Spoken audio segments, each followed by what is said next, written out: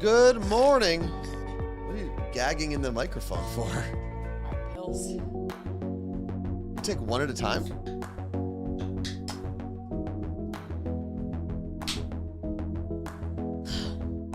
Do you put your arms up every time you take a pill as well? Like you're on a roller coaster?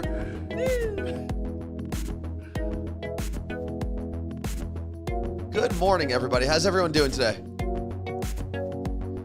Gabby from Sarasota, thank you for your sub with Prime. Elisa, thank you for subbing at Tier 1. Appreciate that. It's a 46-month streak.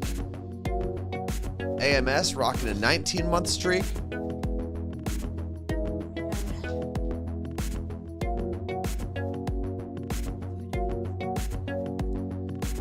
Diana, thank you very much for your sub with Prime. Appreciate that. That's 34 months.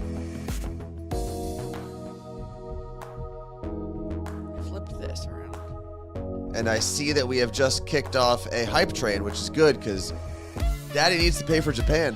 Wait, help. Help with what? So this is not where my mic normally is. It's normally this way. Okay. But I don't have enough wire for that.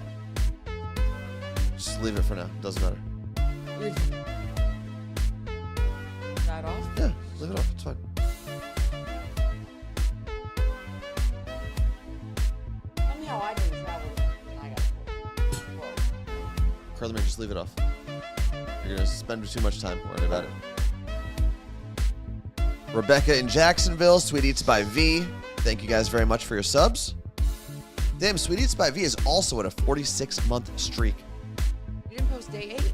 I didn't post day 8. I'll do that today. Day 8 was like my last day. Why are you're super low? I don't know. I don't, something's going on here. I can't tilt it directly at my mouth. It won't go. Not enough slack. Hello, hello?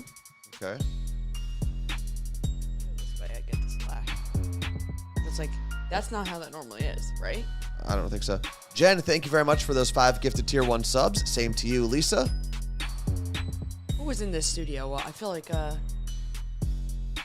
Goldilocks. What else do I see? Sweet Eats by V with 300 bits. Dave C with 100 bits. I don't know if I missed that before. It's Amanda Mo subbing with Prime at 35 months. Ooh, we're almost done. 10, 9, 8, 7, 6, 5, 4, 3, 2, 1. Yeah, we just hit level 5 of the hype train before we even kicked off the show, Carla Marie. AMS06H, thank you very much for those 5 gifted Tier 1 subs. And to everyone who subbed and gifted bits before this show even kicked off, thank you very much. How's everyone feeling today? Howard, you bow? You have to bow to thank everyone, right? Yeah, I'll talk about all the Japan stuff. The amount of times that I bowed, or tried to at least. I was doing, like, I feel like I needed to fully commit on the bow, and I was too nervous because I didn't want them to be like, oh, this stupid American's trying to be like us. I don't know. I was very. No, that's not true, because that would be like if someone from Japan came to America and said thank you. I know. And I'd said thank you in Japanese. How do you say that? Oh my God. Arigato. We have arigato sushi here in Seattle. That Gato? sushi place is called Arigato. Thank you, sushi? Yeah. I don't remember that. Anyway, there's a lot to talk about today. Angela in Spokane said, I enjoyed following Captain's Log through Japan. I'm trying to get this man to make it a highlight on his Instagram. Yeah, someone's so going to have to teach me how to do that. Do you know how to post videos to Facebook? Oh my God, I forgot it. There's a whole part of my staycation I forgot about. All right, so it is our first show back. Thank you to everyone who, followed along. A lot of people were commenting on things that I posted to my story while I was in Japan. I should have did Captain's Log. I just did the laundry. You should have. Why not? I forgot. I didn't do anything about it. Also, speaking of vacations, like Carla Marie had her staycation. I had my Japan vacation. We do have our field trip to Costa Rica. Yes. That sale is still on. And one of the coolest things about the whole thing we're doing with this company sending us all to Costa Rica is all you have to do for a down payment is, I think, 25% of the cost. And then as long as you're paid up, by 90 days before the trip, you're good. So Yep. you can pay, $50 a week towards this trip. It's amazing. No interest, nothing like that. You just pay it off before we go. So if you want to do that, let us know. We can send you the info. Also, if we don't hit a certain amount of people by September, trip's canceled. Yeah, we need to have, not by September, maybe by September, yeah. We need to have 9 more people sign up, I believe. Yeah, so if you're thinking about it and you're like, oh, I'm waiting, just letting you know. Yeah. It's going to be an awesome trip. And now that I have that full vacation from Japan, I'm in full vacation mode from now on. I'm taking every trip. I'm documenting everything. I'm seeing as many things as possible. Love I know that. we have New Orleans coming up. We do. I'm so excited because I've never been to Louisiana and I'm going to check off another state. And then I have San Diego, like that following week. Then I've got Vegas 2 weeks after that. Then maybe I'll do a Captain's Log New Jersey when I'm back. It's a trip for me now, right? Oh, yeah. I'm traveling. The place I vacation the most is New Jersey. So if you want to go to Costa Rica, let us know. We will be doing that in late March, early April next year. So I know that's the biggest thing holding people back, saying, I don't know what my plans are then. It's coming up quick. Yeah, it's going to be here before you know it. Carla Marie. Yes. How was your staycation? Am I doing my whole staycation now? Go for it. Oh, yeah, sure. What? I just took my vitamins and my antibiotic, but let's go. Oh, we did hit level 5 of the hype train. We're in level 6 right now. Yeah, we can pour them. You want to grab them, Carla Marie? Yeah. Thank you, Jordan. Thank you. Thank you. Mango shot up. I love this shot. Straight from Louisville, Kentucky. So my staycation was great. I did go to a lot of doctor's appointments. I'm on an antibiotic because the ENT I went to thinks I could have had a sinus infection for 2 years.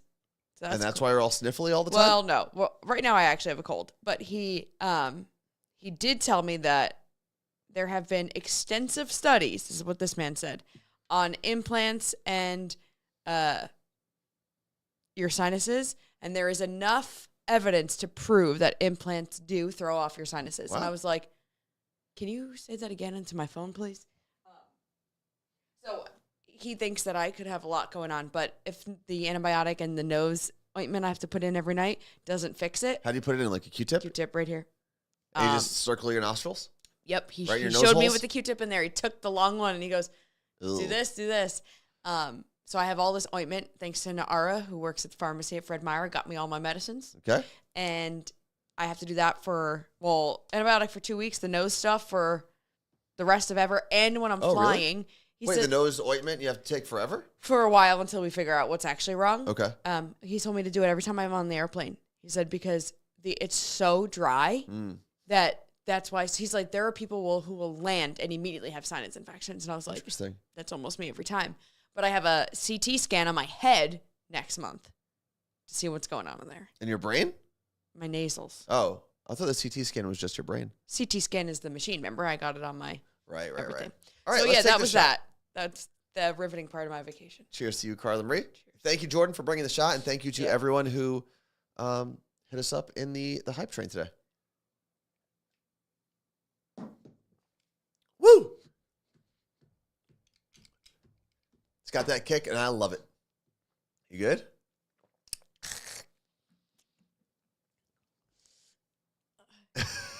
Carla Marie is not great at taking shots.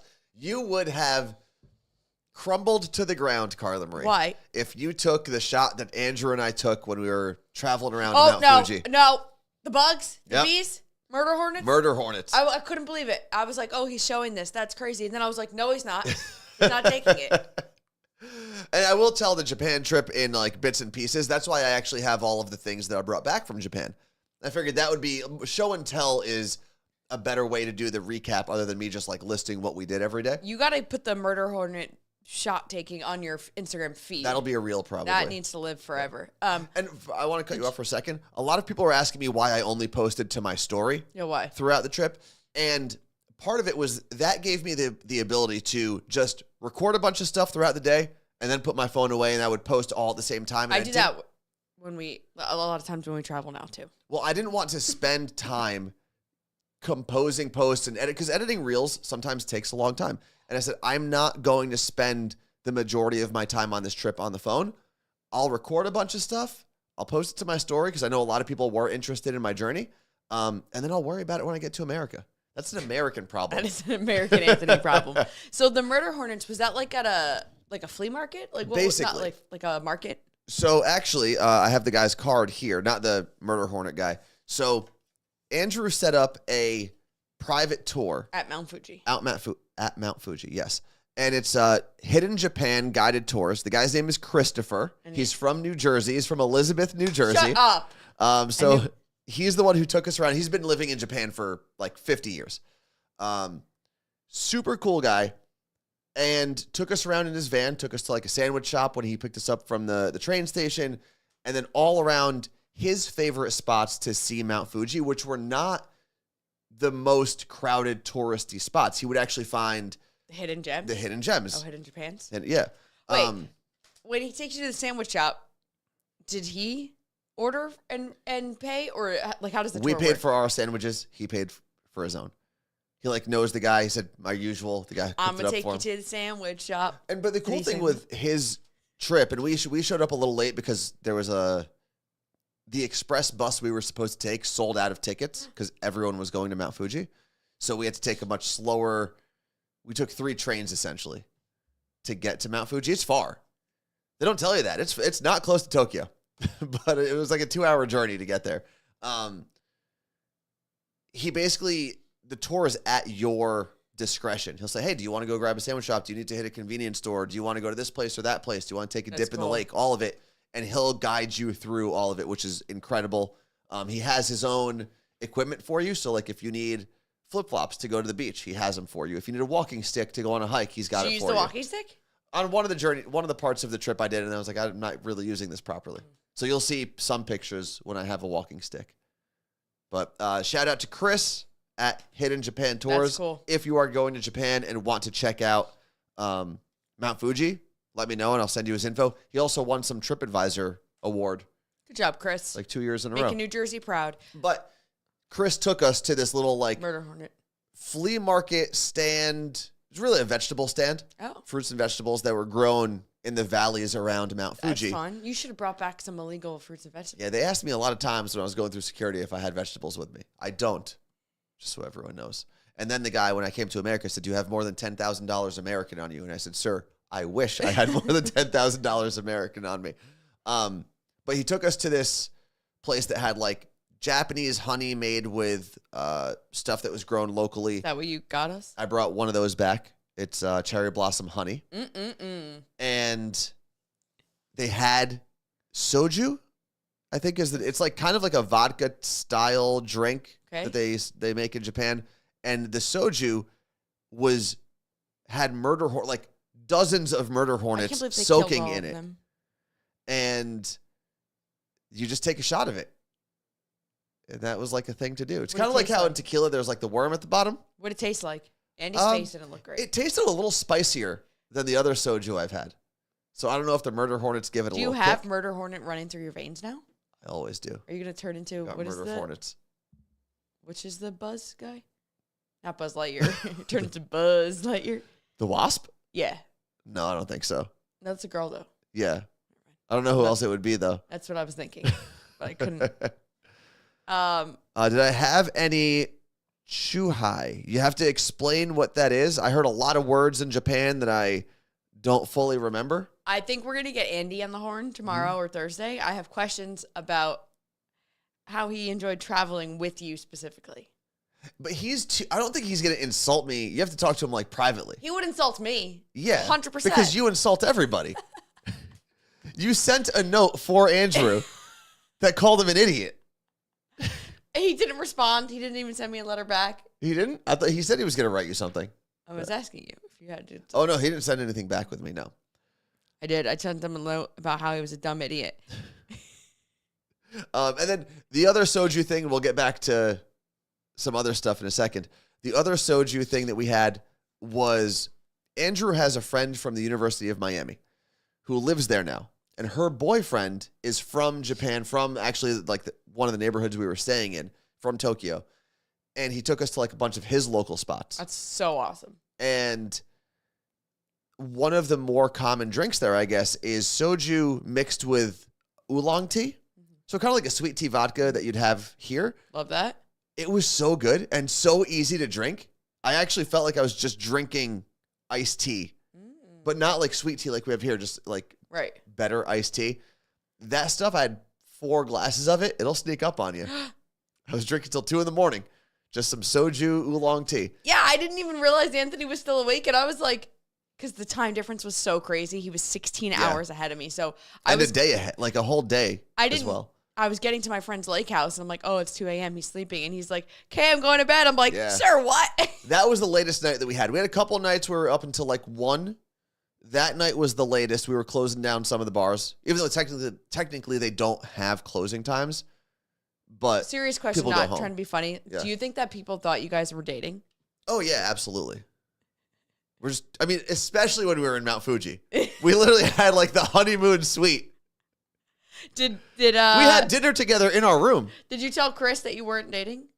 Were you often like, my girlfriend? I did not like that, but I did mention my girlfriend a couple of times. And then people would always ask. Say? I think people would ask by saying, oh, how do you guys know each other? And then we'd say, oh, we used to work together. My girlfriend and I used to work with him. No. Well, I think, because normally that question is, oh, that's my husband or boyfriend or whatever, right? That's how you would answer that question. But we just said, oh, we used to work together in New York.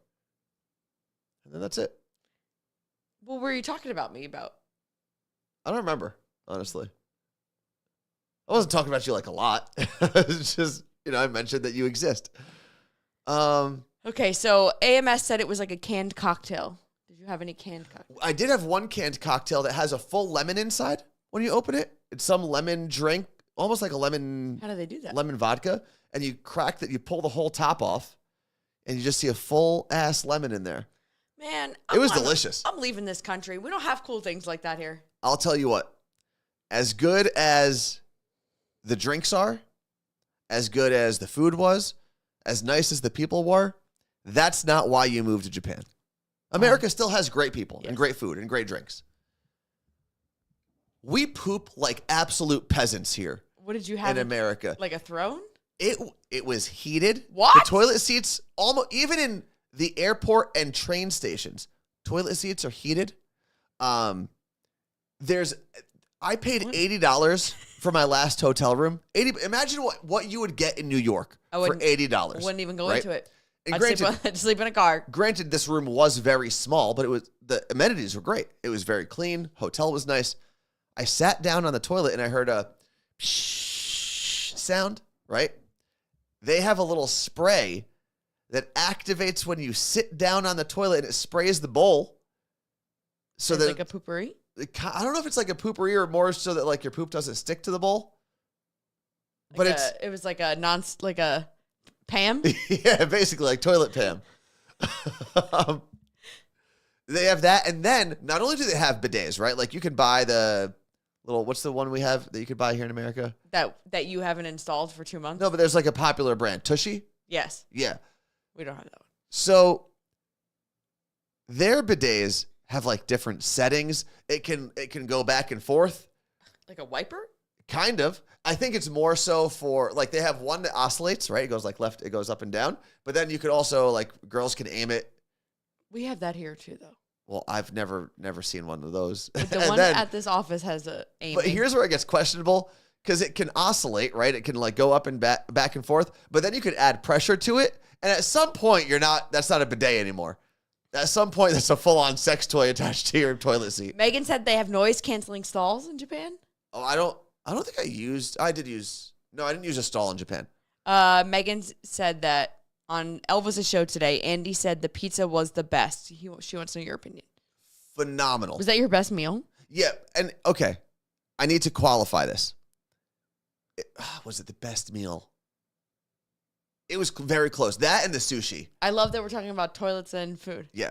So Andrew and I went to a place which is located. It's called Pizza on 38th or 36th. Yeah. It's the floor of the building that you're on. You were on the 38th floor? Yes. So tall. There's a lot of tall buildings in Tokyo. So we went to this place. I need to throw in the caveat. It is not cheap. And it was a Michelin star restaurant. You said you spent $80 for dinner. It would have been like 80 to $100 a person. Okay. Do you know how much it costs when we go to literally eat anywhere here? Agreed. But you have to go back and understand that most of the other meals I had were like $7. Right, but when you're saying it's not cheap, you're talking to people that It's not. pay that much for half their groceries a week. That's true. And it was a Michelin star rated restaurant. So this wasn't like a street vendor that had better pizza than a New York pizza place, right? But it was an 8-course meal, 6 different types of pizza that you're eating, and it was incredible. Some of the pizza I had there was definitely better than anything I've had in America. But it was all like specialty pies too. Better than New York, New Jersey pizza? Yeah. Wow. Yeah. I'll remember like that. Delicious. Delicious. Okay, but other than the pizza, what was your favorite meal? The sushi. You only had sushi once. I only had sushi once. That's like illegal. Okay, here's what I'll tell you. I only had sushi once. We went to one of the bigger fish auctions that a lot of the sushi places in Tokyo, I keep wanting to say Seattle, a lot of the sushi places in Tokyo will go to. So if you go there at 4 a.m, it's when they're wheeling in these gigantic tuna. That can't And smell. people are literally bidding on the best parts of the tuna or the whatever. We went to that market, and as you're walking through, there's a bunch of shopping around it too. There are just little sushi stands that maybe fit 20 people in them. And it all looked super cheap. I'm like, man, is this not good? I don't understand. I got a full omakase, I guess is like the chef's whatever recommendation platter. And it 11 was, pieces? I think 10 or 11 pieces and miso soup. And a beer. And we paid $15. You told me 18. $18. That's what it was. Each. Yeah. And it was the best. That's a KFC meal. Yeah, it was the best. You could actually, I think you could get a combo at McDonald's for more money than I paid for my sushi. You can't even get grocery store sushi for that price. That's true. And it was beer. the best sushi I've ever had.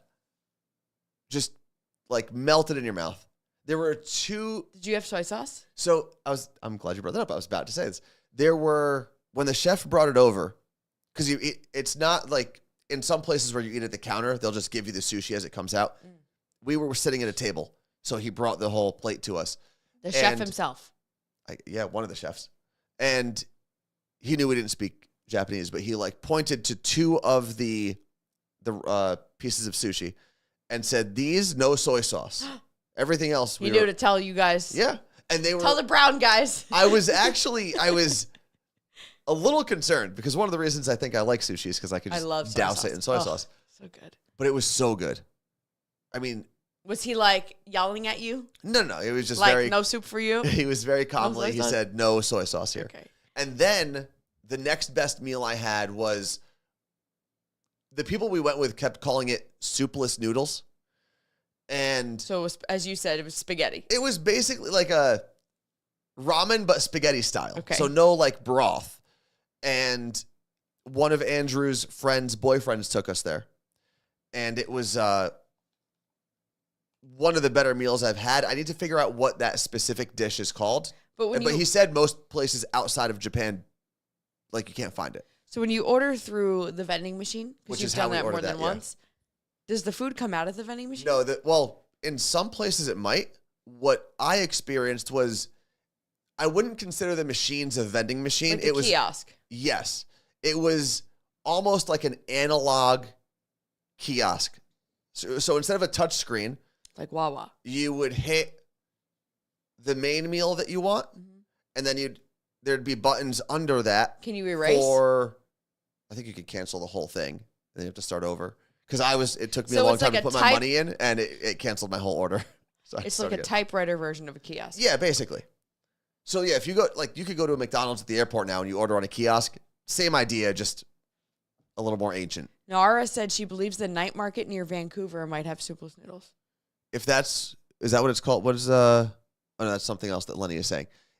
If they do have those soupless noodles, I will go to Okay. Vancouver specifically Which for them. Vancouver? Probably Canada? Canada. Yakiniku? What are you looking at? Oh. Yeah, she said BC. Yakiniku just looks like that's like a hot. Oh, no, that's like a grill. But if you'll notice, I have all the stuff here on the table. I feel like going through the journey through things that I purchased might make this a little easier. I really wish I brought show and tell for my vacation. What would you have had? Well, everything I had, I installed into the home. So then pictures tomorrow, maybe? Maybe. I finally put up a gallery wall in our bath. Like, literally, there hasn't been a single thing hung on the wall in our downstairs bathroom. 4.5 years since I moved in. And I finally hung up a gallery wall, and it's all cat stuff, and it looks so cool. This is, and it does look good. I'll give you credit for that. But this is something that most guys, I would think, if they're anything like me, you don't think about hanging things in your bathroom. Really, if a guy lives by himself, I can promise you there's almost nothing hanging in his bathroom. There's no art, there's no bathroom artwork. Right. Right? I used to have But yeah, in my apartment, and any of the places I've lived, there was never any bathroom artwork. But I don't like putting things on my walls because I don't like the clutter. But I feel like that's going to be, because once I did that, I was like, it feels like a home. Yeah. It almost literally took this whole time for it to be like, oh, this is a nook. This is cute. So I think bathroom art is going to be my new thing. So Go for it. But yeah, I did a lot of organizing. I hung a hat rack. I got a little under the bathroom sink organization. When I'm president, every American will get at least 1 week off per year that has nothing to do with your PTO, nothing to do with your sick time. But you have to use it to at least go to some doctor's appointments and organize your home, maybe clean your filter. We've talked about this. I clean your filter. That filter that's by the laundry, never Yes. once has that thing been cleaned. Clean as a whistle. Well, I'm glad you stayed. We're going to take our quick break. What? What? I'm glad you stayed. We're going to take our quick break. I'm going to explain because Audrey had a good question about whether or not I worked out in Japan. We'll talk about that and go through all the items I got in front of me in a second. Should I be like a radio? Like, this is the Carla Marie and Anthony Show.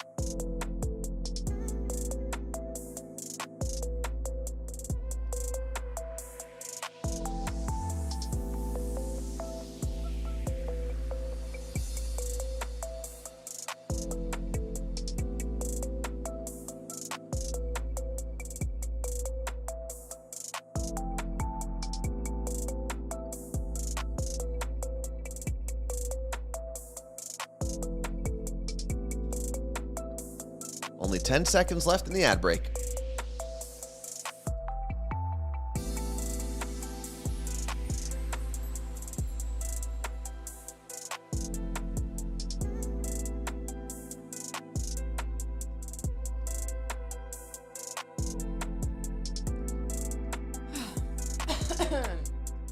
Okay, we are back. Hello there. Hi. Welcome back. If you somehow joined us during that ad break, my name is Anthony. I'm Carla Marie. And this is the Carla Marie and Anthony Show. Now, you'll notice that there's a bunch of stuff in front of where we are sitting. Not normally there. No. There's usually something there, like a teddy bear, but we also do have a new permanent addition to the front of our desk here, Carla I Marie. think it's hiding. We'll get there. It is hiding. I'm going to go through all this in a second. But Audrey, right before we took our break, asked if I worked out while I was in Japan. You were supposed to go to a bar that you get the more weights you do, the free drinks you get or something. So my one regret of places I didn't go is actually that bar. Now, one of the things that obviously everyone understands today is when you search certain things or view certain videos on social media, they'll eventually take over your whole algorithm. Yep. Especially when you and a friend, like one of your close friends on social media, is just sending videos of the same subject back and forth. And we found out there was a place called like Muscle Bar or something.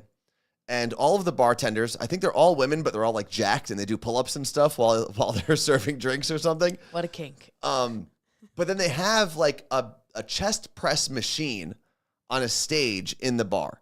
And if you can do 50 chest presses, which it looks like there's about 25 to 35 pounds on each side of the chest press. Ooh, could I do that? You get something like 100,000 or 10,000 yen worth of drinks, which is a lot.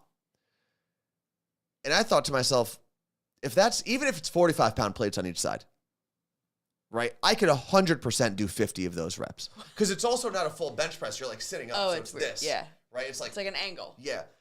I would 100% be able to do 50 of those. But you didn't. I didn't. We never made it to that bar. And it was the one thing that somehow just escaped my mind while we were there. You forgot? Yeah. I didn't remember it until I got back and I was going through some of the places that videos that I saved. That's a terrible time to go through that. Yeah. Well, no, because I was starting to plan my next trip to Japan. Oh. That's why I was doing it. So I did not work out. We did do, I think with the exception of one of the days, either we were going to Mount Fuji or coming back because the travel time was long. We did over 20,000 steps every single day. My legs would be so sore. I mean, my feet were definitely hurting by the end of it. Like, it's what you do. And what you also realize in Tokyo is way more people walk, bike, and take public transportation. You can drive, obviously, anywhere, but it's way more common to see people in their business clothes on bikes. Well, also, when I dropped you off at the airport, you were limping.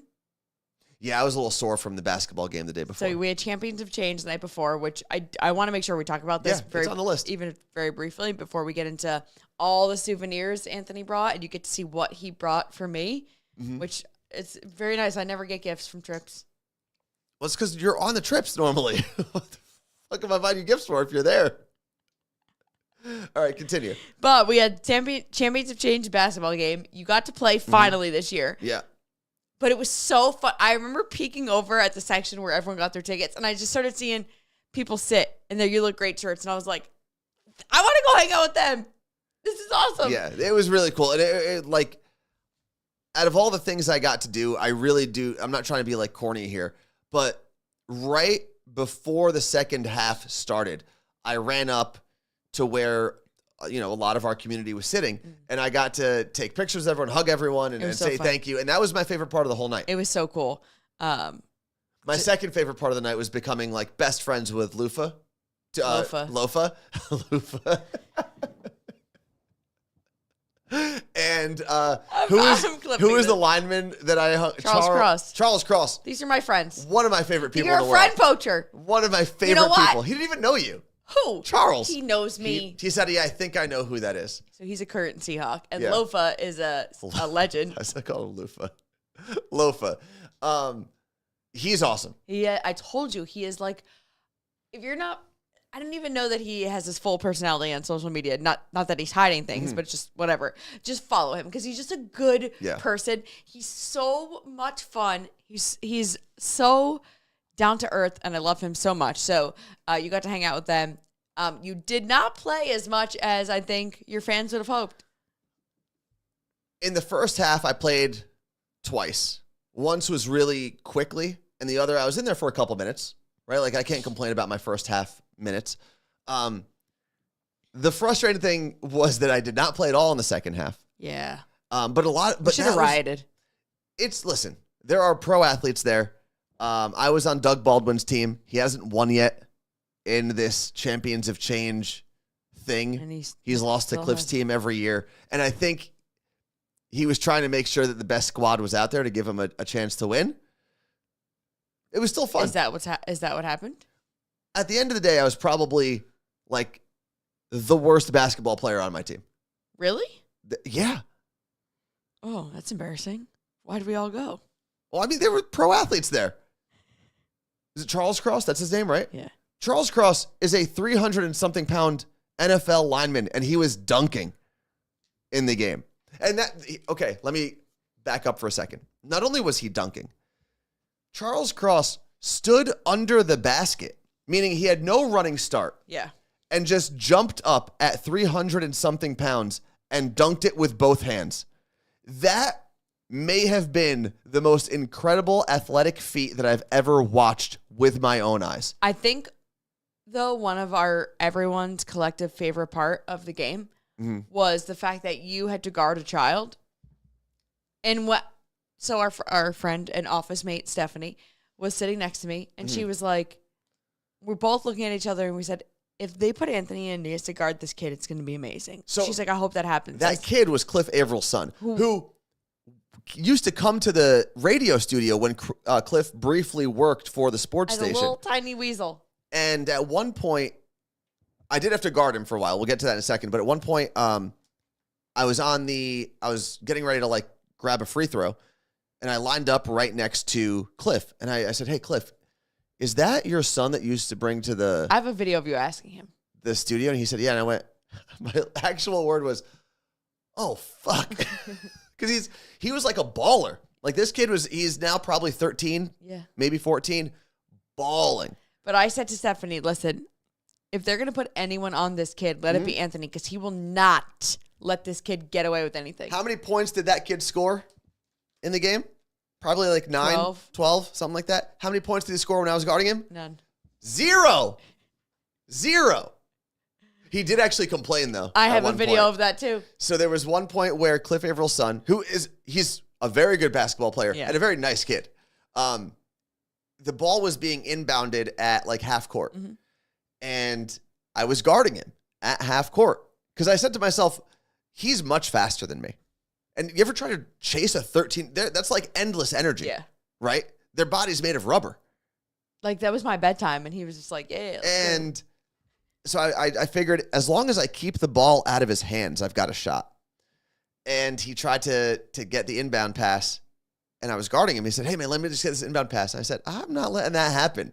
And then I heard him complain to someone else later in the game. Said, man, this guy keeps guarding me full court. I can't get away from him. But isn't that what you're supposed to do? Maybe not in a charity basketball game. But I did. Hey, also, there were rumors that Benson Boone was there. I don't know who that is. I would know, like, I know he's an artist. I wouldn't know if he was standing outside this door. I'd be like, who's this delivery man? I don't know who Benson Boone is. Well, that's the thing. He had a hat on, so there was like, it was a lot of debate whether it was a. Well, didn't he play at the Gorge like the next day? I'm pretty sure he played somewhere recently. Then it was definitely him. Benson Boone, and Gorge. I'm pretty sure he played at the Gorge in Tour 2024.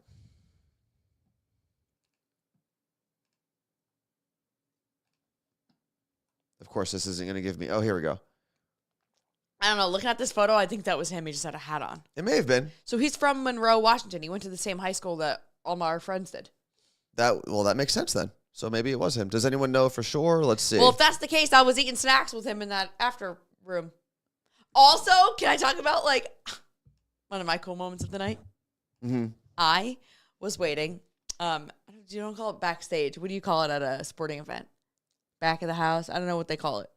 I don't know, the tunnel. I was waiting in the tunnel outside of the locker room. And there was a security guard there, and he was just, like, making sure everyone, like, was accounted for. And he looked at me, he's like, "You're waiting for a player, right?" And I was like, I am. So cool. I'm a player. I was like, I wish he was a player of, like, a professional team, but I'll take this. Also, Cheese Dot's in the chat, and he said, Captain Tones shows no mercy. No, he did not. Listen, if you're going to end up on that court, you came to play. I also came to play. Yeah. He scored 9 points. I scored 0. At least 9 points he scored. I scored 0. I took one shot.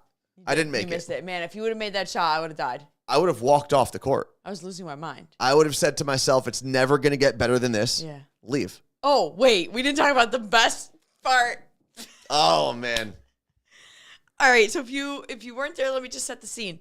They're announcing all the team, like, and now from blah, blah, blah, blah, blah, it's blah, blah, blah. And then they're like, from the Carla Marie and Anthony show and the morning show podcast, it's Worst Anthony. And there's like this tunnel to run through. And then all these Sonics dancers are lined up, you know, like every football team runs through something, everything. Everyone runs through something. Anthony gets to the entrance of the dancers and goes, oops, and runs around them. Gone. And all the mascots, you have Blitz. You have, the hell's the troll? Bowie. You have Doppler from the Sonics. Storm. Yeah. All going like this. Yep. Dude, what? Looking at, and it's. Even the players, the guys on my team who were in front of me looked back and said, why did you run around everybody? I said, I didn't see the line. And what happened was, you got to keep in mind, I don't know what's happening outside. They have us behind a curtain in the tunnel, and they're calling us out one by one. And I did this thing when I ran out that I pretended to still be limping, because last year I came out on my peg leg. And I think I was like kind of turned away from where the dancers were. So by the time I looked up, all I saw was a dancer like kind of right here in my visual. In my line of sight. I was like, oh, I don't want to run into the dancer, so I just took an extra wide turn. And then I realized when I got to the lineup that I ran, they would have had cool pictures of me running down. I can't. That's my I could have chest bumped Blitz. I got none of it. Yeah, Blitz was losing his mind over it. He loved it. That was hilarious. But Ran you did around the become whole friends thing. with Joel McHale. He was the in stadium in. Okay. Was he was like the in stadium announcer, but he was live calling the game, essentially. So if you're watching a game on TV and you hear announcers talking, he was doing that in stadium. But if you were watching the stream at home, you didn't get to hear him. Can I explain the feeling I had when I talked to Joel McHale? Yes. So I went up to Joel just to introduce myself, and I was like joking around with him, and I said, hey, if I like play terribly, just remind everyone that I tore my Achilles last year, and I'm like still coming back. He said, okay. He goes, and he said something like, yeah, but he goes, I saw you in the gym. You're putting up a lot of weight. Were you like at Ellie's? And I like, what? And I guess what happened was they gave him a list of all the players, right? So he's doing his research to be a good host, and he looked at everyone's socials. And one of the last videos I had posted was me maxing out at 405 pounds on the deadlift. And the fact that Joel McHale mentioned it, and then he did something where he was like, he like put his hand like this. He also has very nice arms. He's jacked. Well, he used to play college football. Yeah, but that was a very long time ago. Yeah, but he's still a big dude. I could have died in that moment and died a happy man.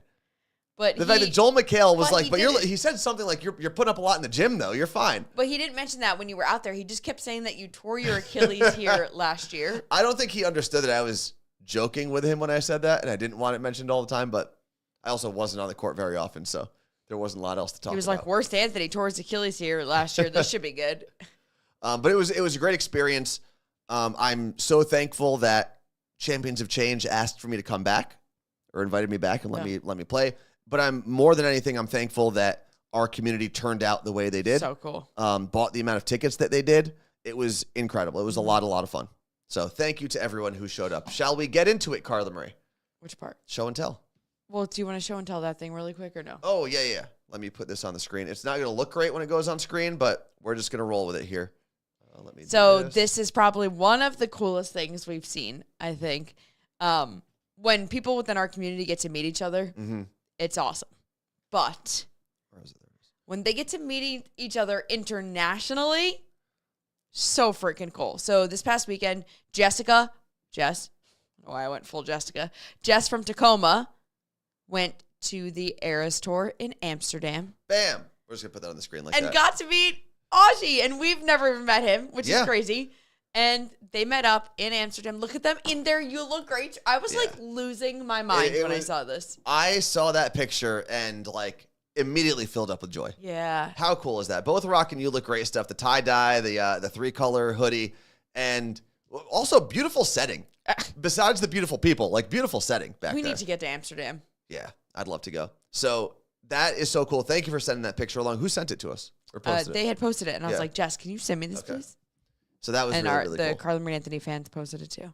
So cool. Yeah. And I know another time where I felt like that was, I believe, was it Martha and Scotty? Met up. That's right. Right. Scotty was doing his road trip. So Kansas, Amsterdam. We're all over. Same. We're all over. So as you can see on the list, we talked about this is our first show back. We do have the field trip to Costa Rica that's going down in 2025. You can still sign up for that. Champions of Change. Got through that. Carla Marie staycation. We have, I think, home improvement pictures we'll get to tomorrow. Wait, I know there's just one thing that I have to say. Go for it. It's your show. I got to meet Katie Couric. That was really cool. That was the first day, right? Yeah, like I went into the staycation like, woo! I can't get better than this. So we were on. You said Couric. Is it Couric or Couric? Katie Couric. Couric. Yeah, kind of, but with an IC at the end. Katie Couric. Okay, continue. Katie. So we were on the first season of Homemade Live with Chef Joel Gemmerin. We had him in studio a few weeks ago. We were on episode number 10 on the show on PBS. You can also watch it on Alaska Airlines flights.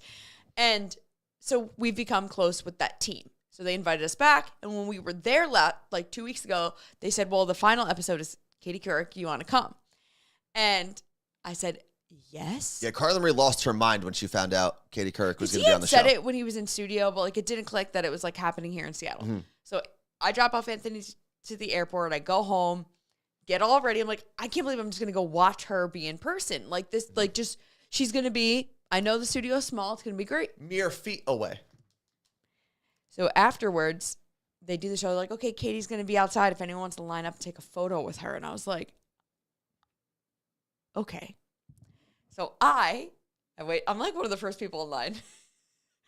And I'm like, hi, Katie. I just want to say, like, as a woman also in media, thank you for what you've done all these years. Like, I mean, truly, she's been a trail. It's like her and Oprah for me growing up. Like, and Ellen, really. But, like, she was the journalism side of, like, watching this woman always through all of the different shows, Today Show, her own show, everything. Like, incredible. And now she actually has her own company, Katie Couric Media, where she does newsletters, and the whole thing is to support journalism and media because she knows that it's like changing. And she's like, no, we got to support these journalists. So changing is a nice way to say dying. Yes. So I tell her that. She's like, oh my God, well, what do you do? And I start telling her, she's like, can you please DM me? I want to see all of the stuff, which I did. I sent her a very long DM and I had to edit it. Did she see it? I don't think so. But I know it's one of those things where some people, when you DM them once, you can't DM them again until they accept it. So I needed to make sure it fit in one. I spent half my day doing that on Saturday. Then I said to her, you've come such a long way. You said this to her? Wait. Now I can't believe you have newsletters now. You've come such a long way from what is internet. And she started cracking up. She's like, can you believe it? I even do Instagram. And she thought it was hilarious that I remember that. And What Is Internet clip is still one of the best ones. It's her, Al Roker, and someone else. Not Al Roker. Who was it? What's his name? Are you sure it wasn't Al Roker? I posted it. Oh, okay. Al Roker. Anyway, it's three journalists at the time trying to figure out what an email address is and what the @ sign is. And she's like, well, Katie said she thinks it's about. And she's like, but what is, one of them goes, what is internet? So check that out. So good. Wait, what you doing there? Trying to see if I had his name. I don't know. But anyway. So I got to meet her. She was a freaking gem. Cool. Then I hung out with the rest of the Homemade Live team after, and I was like, listen, if you guys need an intern for next season, hit me up. I'll be here. I'll be a showrunner. Part-time job. Don't do an internship. I'll be a showrunner. It was just cool. I'm actually very happy you got to do that because I knew how excited you were. So it all worked out. Did you get a seat or did you have to stand in the back? No, I had a seat. Actually sat next to Carly, who was on Studio 13. Oh, cool. We met for the first time. That was cool. I've seen her on my TV. Yeah. All right. It is time to go through Japanese or Japan show and tell. The first thing I'm going to go to. How do you say it in Japan? What, show and tell? You got me. Brian Gumble, thank you. Thank you. So I will say, through my journey to Japan, I used the Google Translate app a lot because there's a photo version of it. Like there's an option where you hit picture and it'll transcribe. And you could also use like Google Lens with that and it'll do a live transcription.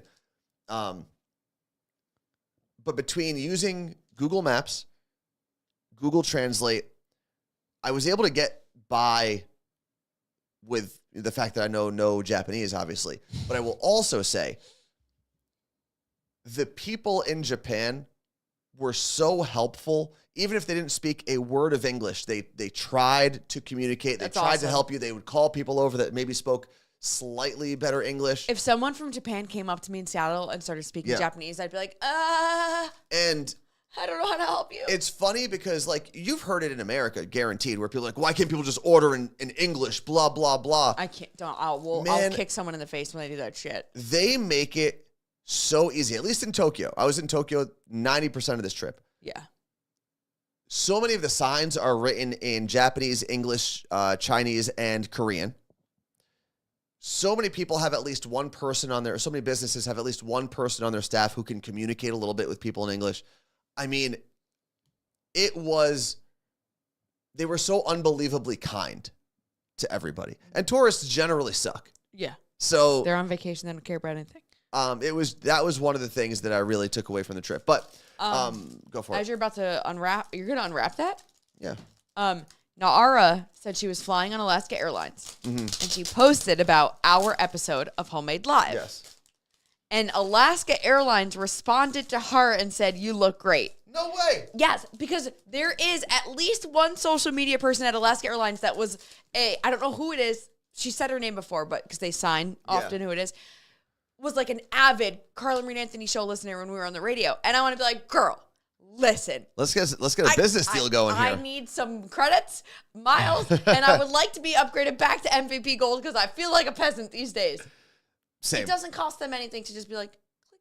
Yeah, that's true. MVP Gold. First thing I brought back, and I knew I was going to get something video game related. I went to a place called Book Off, which apparently has locations in America. I did not know that. They have a couple in Southern California and one in New York City. But Book Off is all games, comic books, and anime stuff. Okay. I got a pristine Nintendo Doesn't say it's never been touched. DS Lite. Has it ever been touched? The barcode or whatever, the serial number is a little worn. But other than that, it's got a game in there. I put the game in here to test it out once I got back to the hotel. It's pristine. Why did you have it? And not only that, if you've ever tried to buy an old system, it has the card slot protector, the original one in the front, because you can play Game Boy Advance games on here as well. Pink? Yeah, it's pink. I had the black one originally, and I said, you know what? This is kind of like a metallic pink. I'm going to go with this one. How was it? And the matching stylus. Marijuana said, how was the pricing on consoles? This cost me, I think it was 42 American dollars, which is nothing for the condition that this is in. I mean, normally you're going to look at a minimum of $150 for something like this. You're going to flip it? Might. We'll see. You could go to Japan, fund your whole trip by buying things and come back. Honestly, if you found a bunch of like Game Boys and DSs and stuff like that, you could. The problem with buying consoles in Japan and bringing them back to America is handheld consoles. This is the final one that Nintendo makes that is not region specific. Okay, that's what someone just asked. So this one, all I have to do is change the language to English and it plays any game from this that's compatible. Once you get to the DSi, I believe, which is one version above this, and then the 3DS and the Switch and things like that, those are region specific. So they will only play games in the original language. That's crazy. So that's why I was on the hunt for this. With consoles, like home consoles, I think They have cheap Super Nintendo? they do have very cheap Super Nintendos, very cheap Famcoms. I just wanted that, a rice cooker, and a juicer, and I didn't get that. Carla Marie asked for full-on appliances that I was supposed to bring back. But yeah, this thing at $42 is insane. And it works great. Can you put the Bluetooth up for a second? Oh, boy. No, it's not. It's not a person. Are we connected? I think I should be. I got my Google. It's going to tell me how to say show and tell. Okay. Oh, it's not coming through.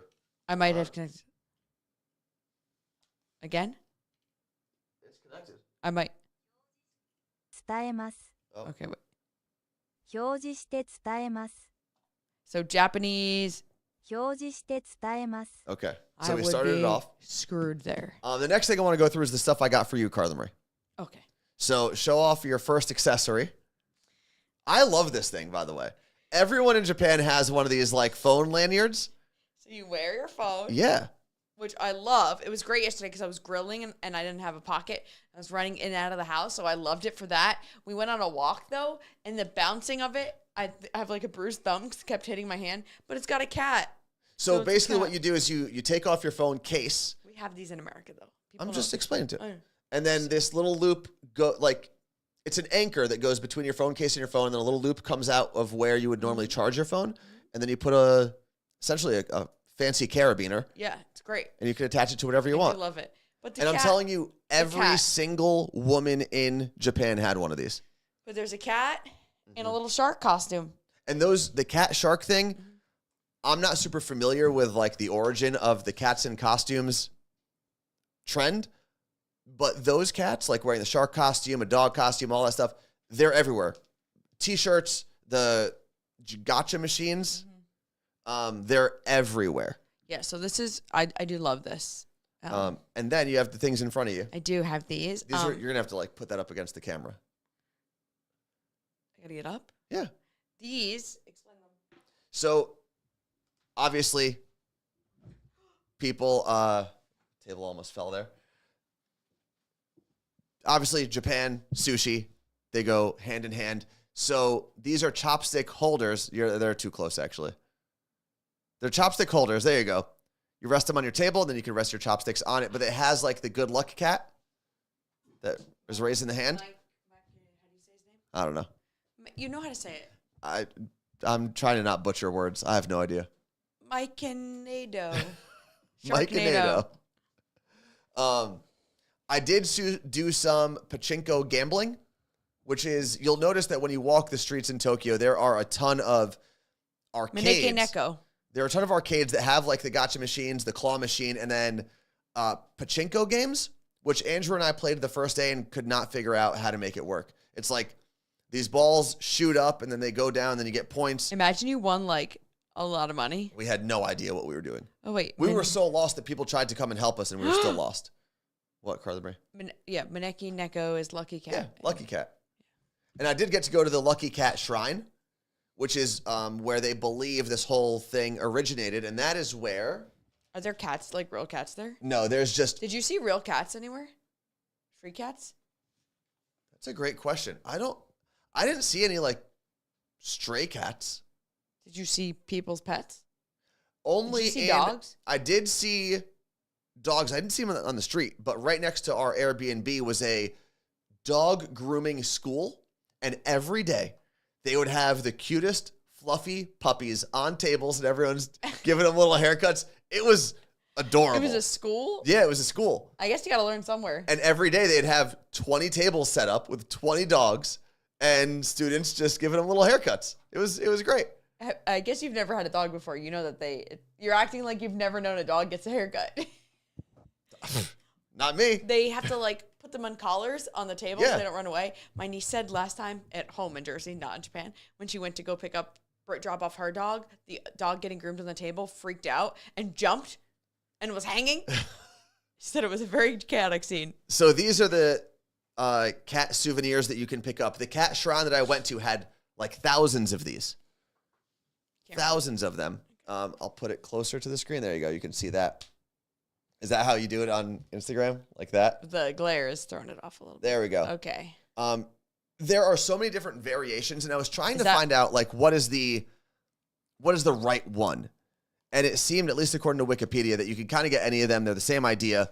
These are the most standard ones you'll get. I brought back 6 of them, 3 2-packs, to give out as gifts. Okay. So I feel like this is a great souvenir to bring back. All right, let's see what else. You got me a cat, like catch-all tray. It's like a glass. That's at home. Yeah, that's not here. But also, the one thing you'll learn, there it is it is actually pretty hard to find Christmas ornaments. I just kept being like, get a Japanese Christmas ornament. So this is the closest thing to an ornament that I could find. You went to a gacha machine? Gotcha. So I went to one of the machines actually at the airport is where I got this one. Mm-hmm. It's a Maneki Neko. Yep. But so it's definitely not an ornament. It's definitely a keychain, but we'll make it an ornament. I flew into and out of Haneda Airport, which is where I got this. And I will say, go there with extra time because they have a whole area before you go through security with restaurants, shops. You could do a lot of your last minute shopping there. And the prices, they're not price gouging you. Like this Squirtle that I got, this is a gift as well because you can only get this style, I guess, in Japan, according to the tag. Not for sale, or for sale in Japan only. Oh, wow. This was only, I don't know, $1 or $2 more than what they were selling it for at the Don Quixote. Yeah, that's crazy. And they have a whole viewing platform where you can go out and watch the planes come in and out, outdoors. It's amazing. I think we need to move there. I would go tomorrow. That's how awesome it was. I would like to go to Japan, but we're going to do Italy instead. So you could definitely go there with a ton of time. Souvenir number, 4 that I talked about. What else? Okay, you got me this. Have you used this, though? I did. Andrew actually had that. Biore. So let's go through the cooling stuff. Could you grab the neck icer? All right, wait, hold on right here. I requested this because I asked the internet what beauty products should I have Anthony bring me back, but also in my Googles, I kept seeing this Biore sunscreen is the best. So you should know this by now, but in America, we are only allowed to use chemicals on our bodies. In other countries, everything that we use when it comes to beauty is essentially banned. So when people travel to countries where there is more strict beauty rules, food rules, everything. Poison rules, toxic, they buy everything they can. And one of that is this Biore, which is insane because we have Biore here. So why can't we just get this here? And it's the specific sunscreen that is amazing. And you had told me, I'm using this sunscreen. It's great. It's weird though, because what I'm used to in America is obviously like the sunscreen, you could see it when you put it on, right? When you apply it. This is water-based, I guess. Yeah. So it goes on clear. So I never know if I'm actually fully covered. Yes. But I didn't burn any time, so it worked out. Then there's, this is I didn't request this. Biore Cooling Body Mist. So it's basically like a menthol spray. Unscented. How is it menthol? That's what it feels like. Spray. Oh, this is the safety? You have to push it backwards. Gun? Yeah. Smell it. It says unscented, but I definitely scent it. You scent it? You smell it, you mean? It's supposed to help keep you cool or feeling cool at least. It straight up feels like it smells like alcohol. So give me that real quick. So it was very hot when I was there. It might actually go down as the hottest month in Japanese history. Okay? Much like every month everywhere around the world now because of a little thing called global warming. That's not real. They have so many different contraptions and lotions and things to keep you cool. So everyone walks around with one of these little fans. Just in their face? Yeah, they'll just walk around. It comes on a lanyard. You can hang it. You can prop it up on a desk like that and face it. Is it on? Ooh. Yeah, and that's the lowest setting. We should keep that in here because sometimes. Feel that. Oh my God. Yeah. I need this for my next photo shoot. I actually thought about buying like 7 of those. Why didn't you? And bringing them back because they take up room and they weigh This would have been something. so good to have at that graduation. And it's USB powered, USB-C. How great is that? And then, so the fan, the cooling spray, individually wrapped cooling towels. Which we don't like. We don't like one-time use. Doesn't matter. If you were walking around in Real Feel 105, I used this. And I didn't get to use this yet, but a lot of people will walk around with these neck icers. which I'm sure a lot of these things are for sale in America somewhere. But you said that doesn't go in the freezer. No, this goes in the fridge, and you leave it in for, looks like 20 minutes. U.S. minutes or? American minutes, Okay. yes. And then you just put it around your neck, and it's kind of like an ice pack that you wear around, and allegedly there's no condensation or anything. It just cools you. Okay. So well, it's 90 today, so. They've got the heat tech, like, working. There was something else. Japan. I just want to make sure I don't, like, do anything 2 or 3 times. Then you'll notice this sweet dad hat I got, and I'm assuming it's in Japanese, so I can't read it, but I did buy it at a Baystars baseball game. So I don't know what it says. Andrew actually got that hat for me. Baystars, like, makes me Yokohama. Yeah, the Yokohama Baystars. Okay. So baseball in Japan. And I didn't get to go to the, I think the Tokyo Giants is like their big, that's like their Yankees. The Giants were playing when we were going to the wrestling match. So we ended up going to Yokohama to see the Baystars take on the Yakult Swallows, the Tokyo Yakult Swallows. And it's so different than American baseball because everyone's there on time.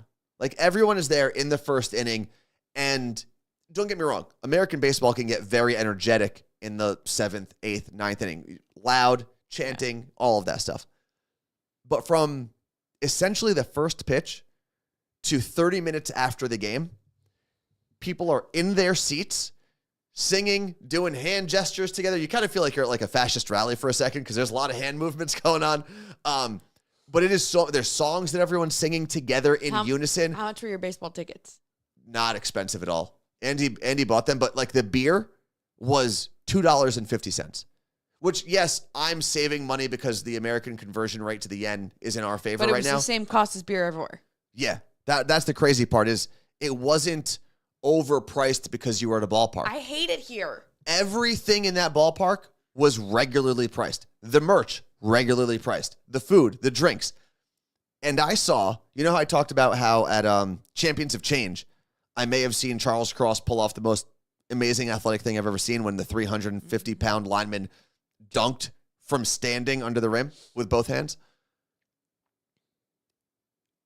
If another world war ever breaks out, I'm going to tell you why Japan might have the advantage. They have beer girls, all girls, not a single man giving out beer. Sprinting up and down the stairs with kegs strapped to their back. Shut up. Like half kegs, not full kegs. Do you have videos? I didn't because I felt weird just like filming a random, because they're like young too. They're like they're high school, college girls. But I'm telling you, backpacks with kegs strapped to them and a little spout and a sleeve of cups on their side. And you order a beer, they pour it right there. You can't tip them. And they are running up and down the stairs. Running. That's cool. Even when they're in the corridors, like going to refill, they're running. And it's 100 degrees. Why don't we have that in America? It is insane. And like I said, the beer was whatever, $2.50. It was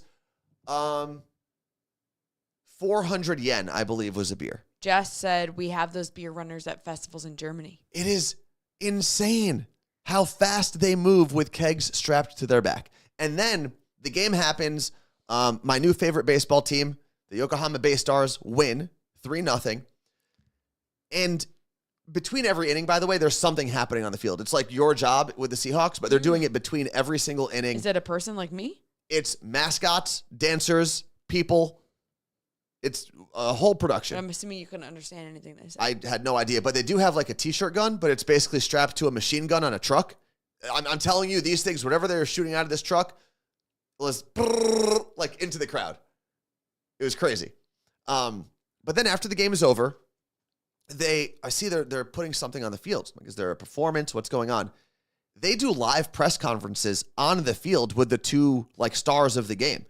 They just drag them back out there a couple minutes after the game's over. No, on the field, on the mic in front of the whole crowd. Then the players go and throw out T-shirts, and like everyone's still in their seats, keep in mind. Maybe 10% of the stadium leaves. That happens. There's like a bigger presentation, and then there's a whole fireworks show not for any specific, it wasn't like fireworks night. That's just what they do for every single win. And I'm telling you, the fireworks didn't even start until 30 minutes after the game, and everyone was still in their seats. It was crazy how but in passionate. America, like, I gotta go, I gotta beat traffic, I gotta do this, I gotta do that. I'm glad you brought that up. That was another thing I noticed. Around the stadium, there was not one big parking lot.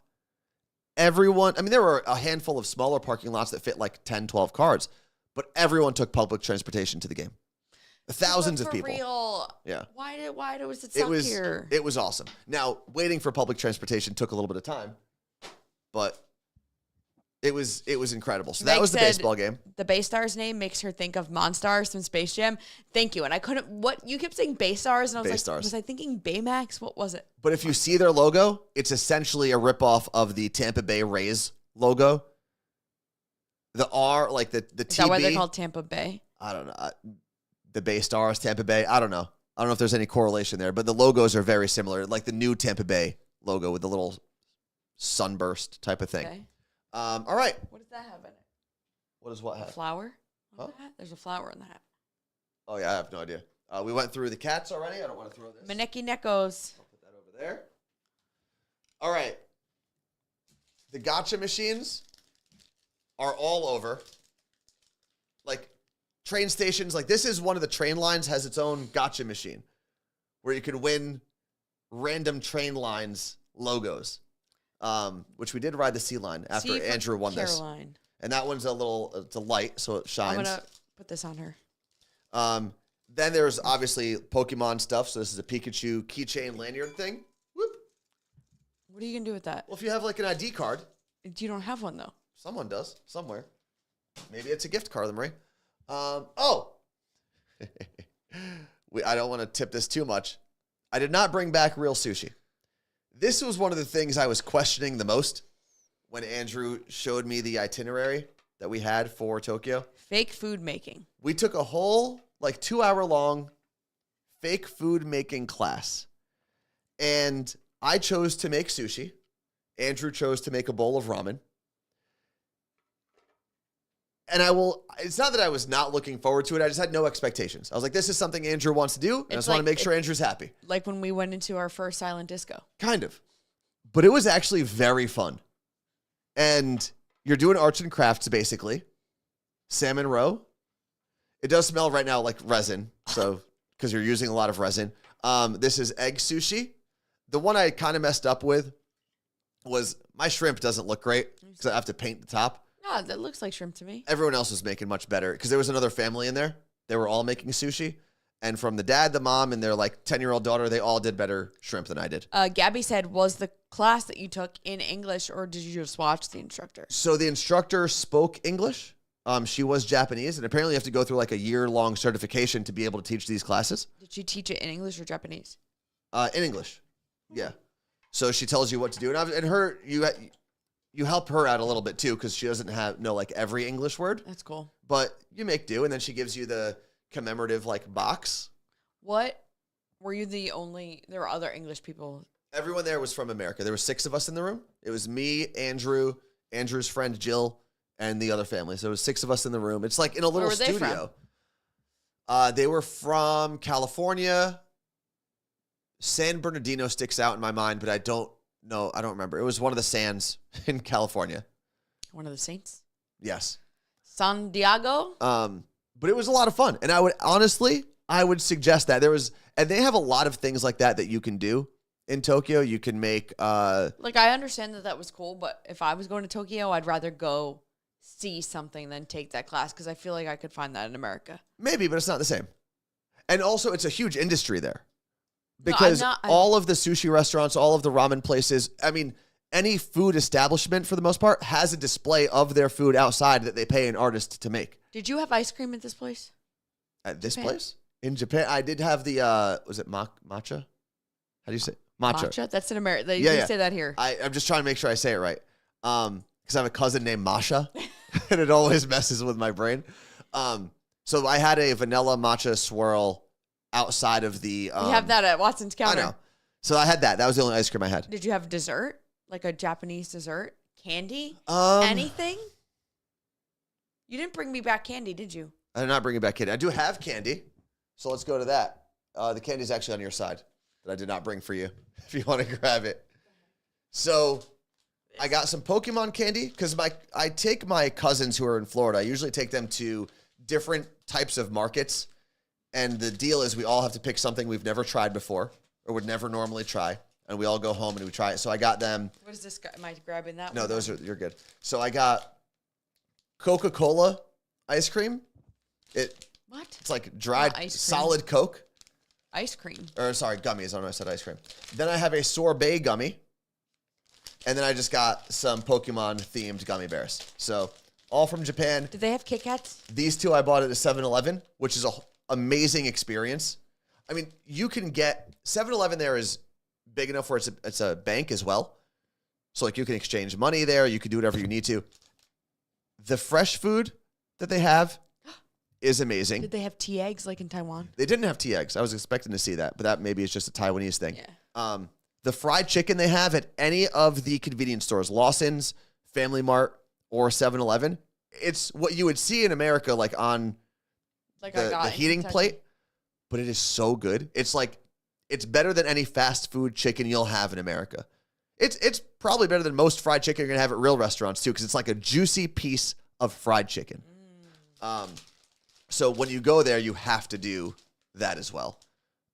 So those are the candies. I want to make sure that we're not going to be forced to take an ad in a second. I snoozed it. Oh, you did? Okay. I want to make sure. Let's see. Oh, we're still good. Okay, let's run through. Oh, grab those coasters, Carla Marie. So coasters are not like, it's not like I went to Japan and said I want to bring back coasters for Carla Marie. But as we were walking around, we were close to the Sky Tree in Tokyo. And there's a bunch of food stands and whatnot. There was a stand that basically makes these filled dough pastries. Oh, cats. So think of like a filled donut, but they're cats, but in the shape of gummy bears. So you know like the sitting gummy bear? Yeah. It's like that, but a cat, and it's probably about this big. It was cute. And you can get it filled with cream cheese, custard, chocolate. They like film it on the spot? Fill it on No, the they're spot? filled in this space. I'm sure once they run out, they can do it in front of you. I got a chocolate, a custard, and a strawberry one. Give me cream cheese. And then they had their cats. They had like little coasters of kawaii art. Kawaii art? No, I think it's kawaii. Kawaii. I think Kawaii? I think I've been pronouncing it wrong my whole life. So I got two of them for Carla Marie. They had cooler ones like a ninja cat and something else, but they were sold out. A chef cat and a ninja cat. But I think we could do these with our remotes. How cool would that be? Yeah. So we'll Like see how to our make that cats. happen. What else do we have kawaii. here? Yeah, right? Kawaii. It's like kawaii. I've been saying Kawaii. kawaii. She's talking. Kawaii. Kawaii. Kawaii. Kawaii. Okay. Let's see. Diva Woman said, my sister loved the 7-Eleven. She said the food was great and cheap. It was so good. Like, I would go there every day. If they had a 7-Eleven like that on anyone's commute in America, you would be there every single day. So it's like Starbucks. No, way better. Way better. What else? These are some of the other things I got at Don Quixote, or the Mega Don, as you will. So they have every style of face mask. I decided to get Hello Kitty face masks. They're like pennies, basically. And Don Quixote, for anyone who's been there, will tell you. I'm going to use this right now. The nose thing? Yeah. Go for it. So this is apparently it makes congestion go away. Imagine it solved everything. Go for it. Try it out. No salt. It seems like a Vicks stick, like those Vicks nose sticks. Pocket to travel, portable aroma stick. Use and enjoy the aroma of nose mint. I mean, don't go too strong with it. I don't. Do you not know how to open it? I also It's a requested. twist. Ooh, yeah, that's like a super strong Vicks. Also, if you have a concussion, that might work. Yeah, put that back in there. I also requested cleansing oil from Anthony because I've been wanting to. I know that this is the good thing to do. Apparently, you're supposed to wash your face with cleansing oil. And I was about to buy some this week. And I said, well, let me see if you can get me some there. And then I found out that Shiseido, it's this J Beauty brand that we have in America, and I've had their products in the past, but it's like hundreds of dollars. I got it in a gift bag. It's so expensive, and I'm not buying that on my own. And I was like, let me see if they have it there. And they had, I think it's their blue label, so I think it may be their more affordable label that we don't have here. He got me their cleansing oil for $6. Yes, and that was at a Megadon or Don Quixote, where I did a video of it. It was day 7, I believe, that I did the video. Imagine if you took Target, right, with the amount of things that you can buy and the variety of things you can buy, but then added like the Spencer's Gifts style of packing everything into a store, and then did that for 7 to 9 floors. It is insane how much stuff they have in there. And I wish I knew more about the face, like the cosmetic stuff that they offered. Like, if you see something, you think, I'll get it. But it's so overwhelming because there's so much stuff, and it's obviously a lot of it's not in English. So that was the section of the store that I struggled in the most because I don't know what any of these things are. I don't know what. You found the one I sent you. Yeah, when they sent me a picture, and I took it to an employee, and I just pointed. Oh, they found it. And they walked me over to it. Yeah. But they have these face masks that you can buy. They have just about anything that you need, you can buy at a Don Quixote. And if you forget anything on your trip, you need shoes, you need shirts, you need any sort of bath product, it's all there, and it's all super, super cheap. So, like, go there to buy everything. If you're getting an Airbnb and you need to pack it for maybe a week or two, that's where you do your shopping. Then I gotta take a pee break. We're gonna be done in a second. Stickers from like things that my friends like. I got let's see, Pikachu, Monkey D. Luffy, a Street Fighter. Yeah, I got some One Piece stuff from my friend Richie. You're showing me, not the camera. Some Eevees, some Evolutions. Monkey all D. of those. Luffy. So those are good quick gifts you can buy, and that it's like a special artist that I think you can only get those in Japan. Because I haven't seen them anywhere else, like the style of art that those are in. And finally, the piece de resistance. My special edition Pikachu. So there are multiple places in Japan where you can get region-specific Pikachus, only sold in that store. Like the Shibuya one apparently has graffiti Pikachu, which I did not see when I was in the store, but it was so crowded that I left. I thought about going back. I should have done this the first day I went to the Pokemon store in Shibuya because it was Monday or Tuesday that I went. And midweek, it wasn't very crowded. When I went back on Saturday, it was like the city had 8,000 times the amount of people. The line for the Pokemon store was through the store, out the store, and almost down to the escalator. And I said, absolutely not. I'm not waiting in that line on my last day. So they had a region-specific Pokemon there. They have one in the airport at gate 104. There's flight attendant Pikachu. I wish you got him. They have at the Tokyo Station Pokemon store, they have like train conductor Pikachu. That store was closed only for the time that Andrew and I were there. It opens up today. It opens up on Wednesday. Okay. Then I tried to get Captain Pikachu from the new anime they have at Sky, the tower I went to, Sky Tower.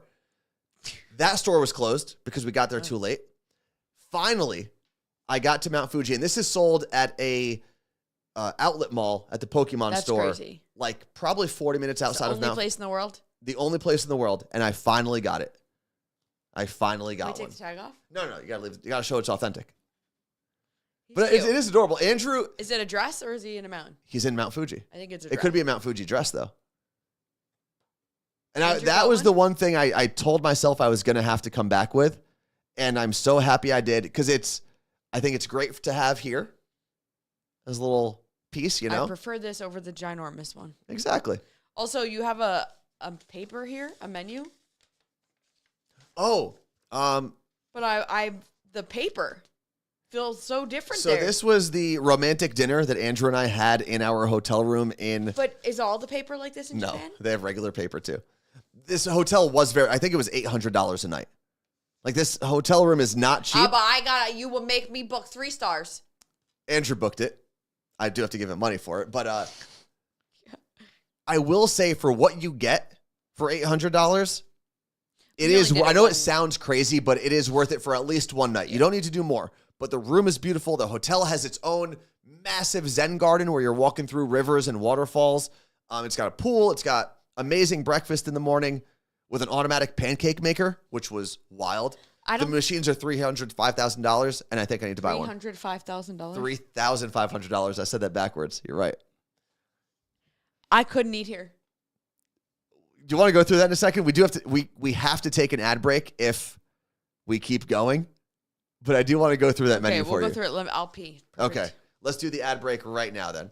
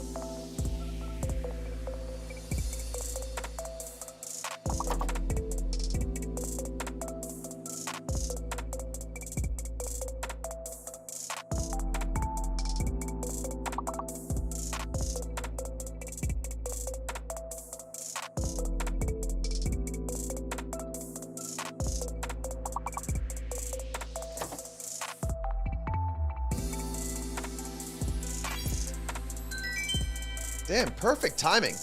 Game over, ad break over, and we are back. Should I do a Instagram and a TikTok? Things my boyfriend bought me from Japan. Well, you can. I was actually thinking because there are a couple things that I have not brought here for show and tell. Mm-hmm. I've talked about everything still, I've talked about the experiences that those items would bring up, but the reason I didn't bring those items here is because there's still surprises for some people who do check this stream. Mm-hmm. So I didn't want to ruin it. Also, I should mention those chopstick holders. Yes. So if you want to grab that real quick. So you can buy chopstick holders at most souvenir stores. Okay. Just one is fine. It's just, there's a million versions of them. Some are full-on figures. Like you could get a sumo wrestler putting his arms out. You can get a cat on her back, whatever.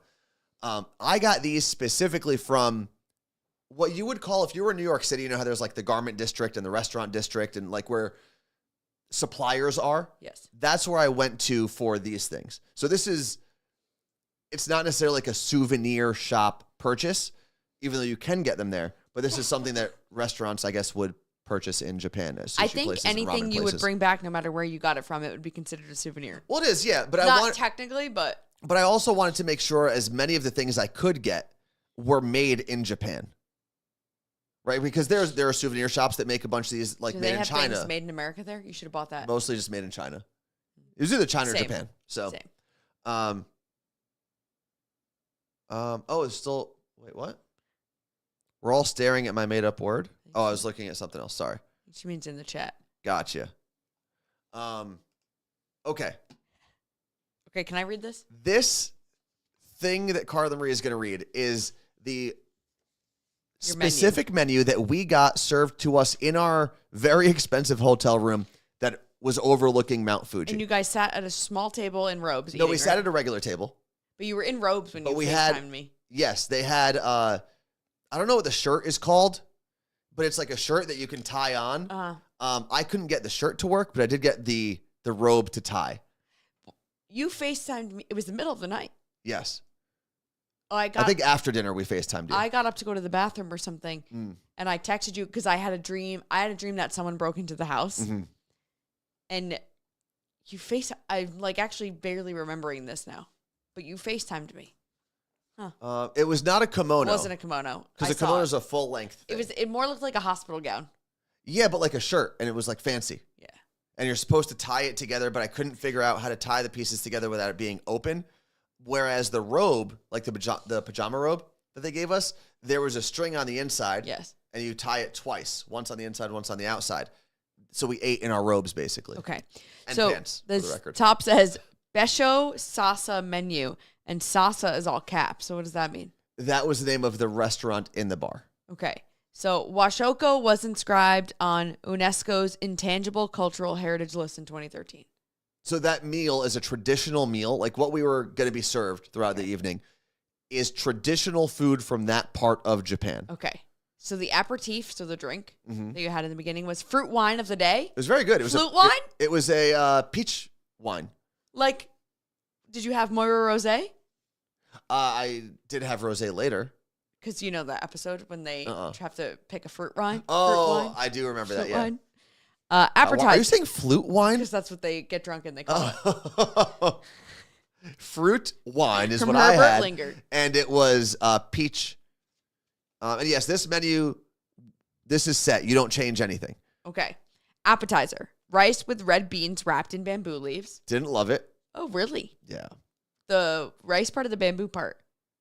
I didn't eat the bamboo. You like open it. I think. Maybe I did it wrong. I feel like that's going to be the only thing I would eat on this menu. Keep going. Milk tofu with lavender seafood caviar. There's a comma in there. I don't. That was not great either. Okay. Or not for me, at least. And this is like fufu Oh, yeah. This is like, it was expensive and traditional. and fancy, or no? Oh, served very fancy. Yeah. Shellfish simmered in soy sauce, cucumber skewers. That was fine. But that was there. There was See, the this is snail what at the end of that one. I'd be packing protein bars. Right? Let me see. Caviar. No, I didn't get the snail yet. Oh, okay. Tea mousse. So like TEA. Tea mousse and flour beans pottage. Wasn't great. Again, Summer orange vinegared water shield. I don't even remember what that was. These were all, this part that Carla Marie is going through is very small portions. Oh, I do remember seeing this. Caprese with apricot and mozzarella cheese. Out of the appetizer, that was the only thing I actually enjoyed. Did Andy like the other stuff? No, we felt the same about essentially Did you everything. pack snacks just in case? No. I mean, we were full by the end of it because we did eat everything on this menu. Everything they served to us, we ate. You didn't want to throw it up? No, it wasn't that bad. I just didn't, compared to all the other food that I loved and was also way more familiar with, this meal, as fancy and beautiful and well-served as it was, probably my least enjoyable food experience. But you were at Mount Fuji, so were there like, crap, I need to run and get food? There was nothing you could have done. No, there's convenience stores everywhere. Okay. All right. So now we move on to the soup portion of dinner. Yes. Clear soup with fat greenling. Not They great. put commas in the names. I don't know. Deep Fried tofu mixed with Japanese clam and vegetables. Oh, wait, there's more. Okay. White gourd fish noodles. Oh, so that was all one soup. Yeah. It's very fishy. With the green yuzu small citrus fruit. I don't remember what that was. I love this. Okay, next. Sashimi plate.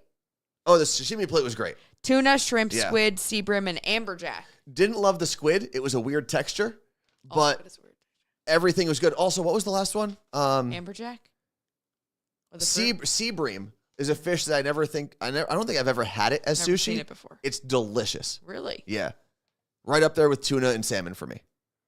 Sonali said, this is what makes me nervous about international travel. I don't really eat meat, so I don't eat most things since everything has meat or animal products. I feel like if you eat fish, you're great in Japan. If you don't eat meat at all, if you're fully vegan, there's still options for you. Yeah. Nudes for days. Yeah. And keep in mind, we knew that we were taking a chance on this. It's not like we were surprised. We just wanted to have the traditional meal, and we said we're going to enjoy the experience whether we like the food or not. And there was a grilled dish. But the sashimi plate, if you've had sashimi, it was great. So good. Grilled dish. You had sea bass grilled with Japanese pepper and oil. Japanese spiny lobster grilled with yolk sauce, and sweet potato simmered in syrup. The sweet potato was fine. The spiny lobster was tougher lobster meat and harder to get out. It was fine. But they don't serve it with butter like we do in America, so it was just lobster. It wasn't a conduit for butter into your mouth. The best part of lobster is the melted It's the butter. And then what was the first part? Sea bass. It was fine. Kick his ass, sea bass. Did they know that there? I don't think so. I think if I yelled that out, the woman who was bringing the stuff to our room would have been very confused. Okay. Then there's a steamed dish. Okay. That last was grilled. Yes. This is steamed. Conger eel, pumpkin, fruit tomato, snap peas. It was fine. The eel was a little weird, but it was fine. Did they have a non-traditional menu you could have ordered from? I have no idea. Andrew booked this whole thing. Then your meat dish. Cashew beef, Yamanashi brand meat, sirloin steak with truffle salt and lime. All of the meat was good. Grilled great. Smaller servings than I would have liked, but it was also towards the end, so they probably thought we were full. Then there was so did they bring these to your room every 5 minutes? Yeah. It's just the courses keep coming. And they clear out your old plates, they bring in the new ones. Rice dish. Rice cooked with corn, miso soup, assorted Japanese pickles. The rice and corn was great. Miso soup was great. And what was the last one? Pickles. I don't really remember them being great. Pickles. Yeah, it was like pickled vegetables and stuff. Okay. But it was fine. The last part was great, and then there was a dessert. Right? Cherry jelly and seasonal fruits. Cherry jelly was weird. It was almost like Jell-O that wasn't left in the fridge long enough. So like, you know when it's so jelly. Yeah, but it's like liquidy and solid at the same time. Would it be like love what you put on a peanut butter and jelly sandwich? No. It really the only close thing is Jell-O that wasn't allowed to congeal. Find a small Mount Fuji and enjoy your meal. There was a little in one of the servings. There was like a little Jell-O Mount Fuji. And you ate it? Yeah. It was it's like gray Jell-O with a little white top. Can I go through all your photos, please? I Yes. want to see everything. Yeah. We did a whole video of all the food. So I might do that as one reel. I love this paper that they have. It's good paper. And then we ordered, they obviously ask you if you want drinks. So we each had a drink at dinner. We ordered a bottle of sake as well. And I thought it would be like a bottle that you would get here in America where it's like, this big. No one can see that. This big. But it was a full-on bottle of sake. That's what we had on our cruise. And Andrew and I basically just rotated from the hot tub because there was an outdoor hot tub and outdoor seating. And we just went through the sake and drank that together. It, handing it. Well, we each had cups, and we would pour for one another. Apparently, that's what you're supposed to do traditionally. She was definitely telling people that there is an American gay couple in this room. You know what? That's fine. Which I feel like I'm sure gay people go to Japan all the time. But. Yeah. Martha said, I would go for the food alone. I'm a food and drink vacationer. Yeah, me too. Everything. Okay, this meal was just weird for me. Yeah. So I have no context as to whether or not it was better or worse than any other traditional meal in Japan. Every single thing I had in Japan was delicious. Every time I had a meal, I would literally look up at the sky and think, this is the best meal I've ever had. That's how good the food is in Tokyo. And you said people there thank for having, you said they thank. Oh yeah, there's a lot of bowing and thanking, like sometimes you'll bow before your meal, kind of like a meal prayer type of thing, but it's not about Religious. praying to like there is a religion, there's Of the course. Shinto religion, but it's not about praying to like Jesus or Muhammad or any specific deity. It's more the spirit of the thing you're doing. So if you go on a hike, for example, you can thank the waterfall that you hiked to. I love that. Right? You like there's a lot of that. It's thanking the spirit of the thing you're doing or Or enjoying. just, I'm grateful that I get to do this. Exactly. But you had a bow. Mm-hmm. Yeah. How were And I guess when you say thank you, you are supposed to do a bow. And I was kind of half-assed doing it, not because I didn't want to, but I felt awkward. So you just like a chicken? So yeah, I just would do one of these. One of these guys. Yeah, I got to. And then I guess like traditionally you take things with two hands and you give things with two hands. So like when they give you your change, you take it with two hands. You're not just like, give me that shit. Like the body of Christ, amen. Not as serious. But I also asked, like I said earlier, Andrew's friend Jillian was dating someone who's originally from Japan. They met in California, moved back to Japan.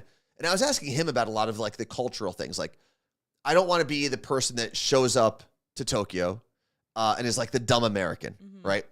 And I was asking him, okay, when I'm eating noodles, is there anything specific I'm supposed to do? And he said, listen, at some of these late night spots, nothing matters. He goes, however, if I'm eating a more traditional meal with traditional Japanese people, there are things that I am expected to do as a Japanese person, but they're not expected of most Americans or most tourists. But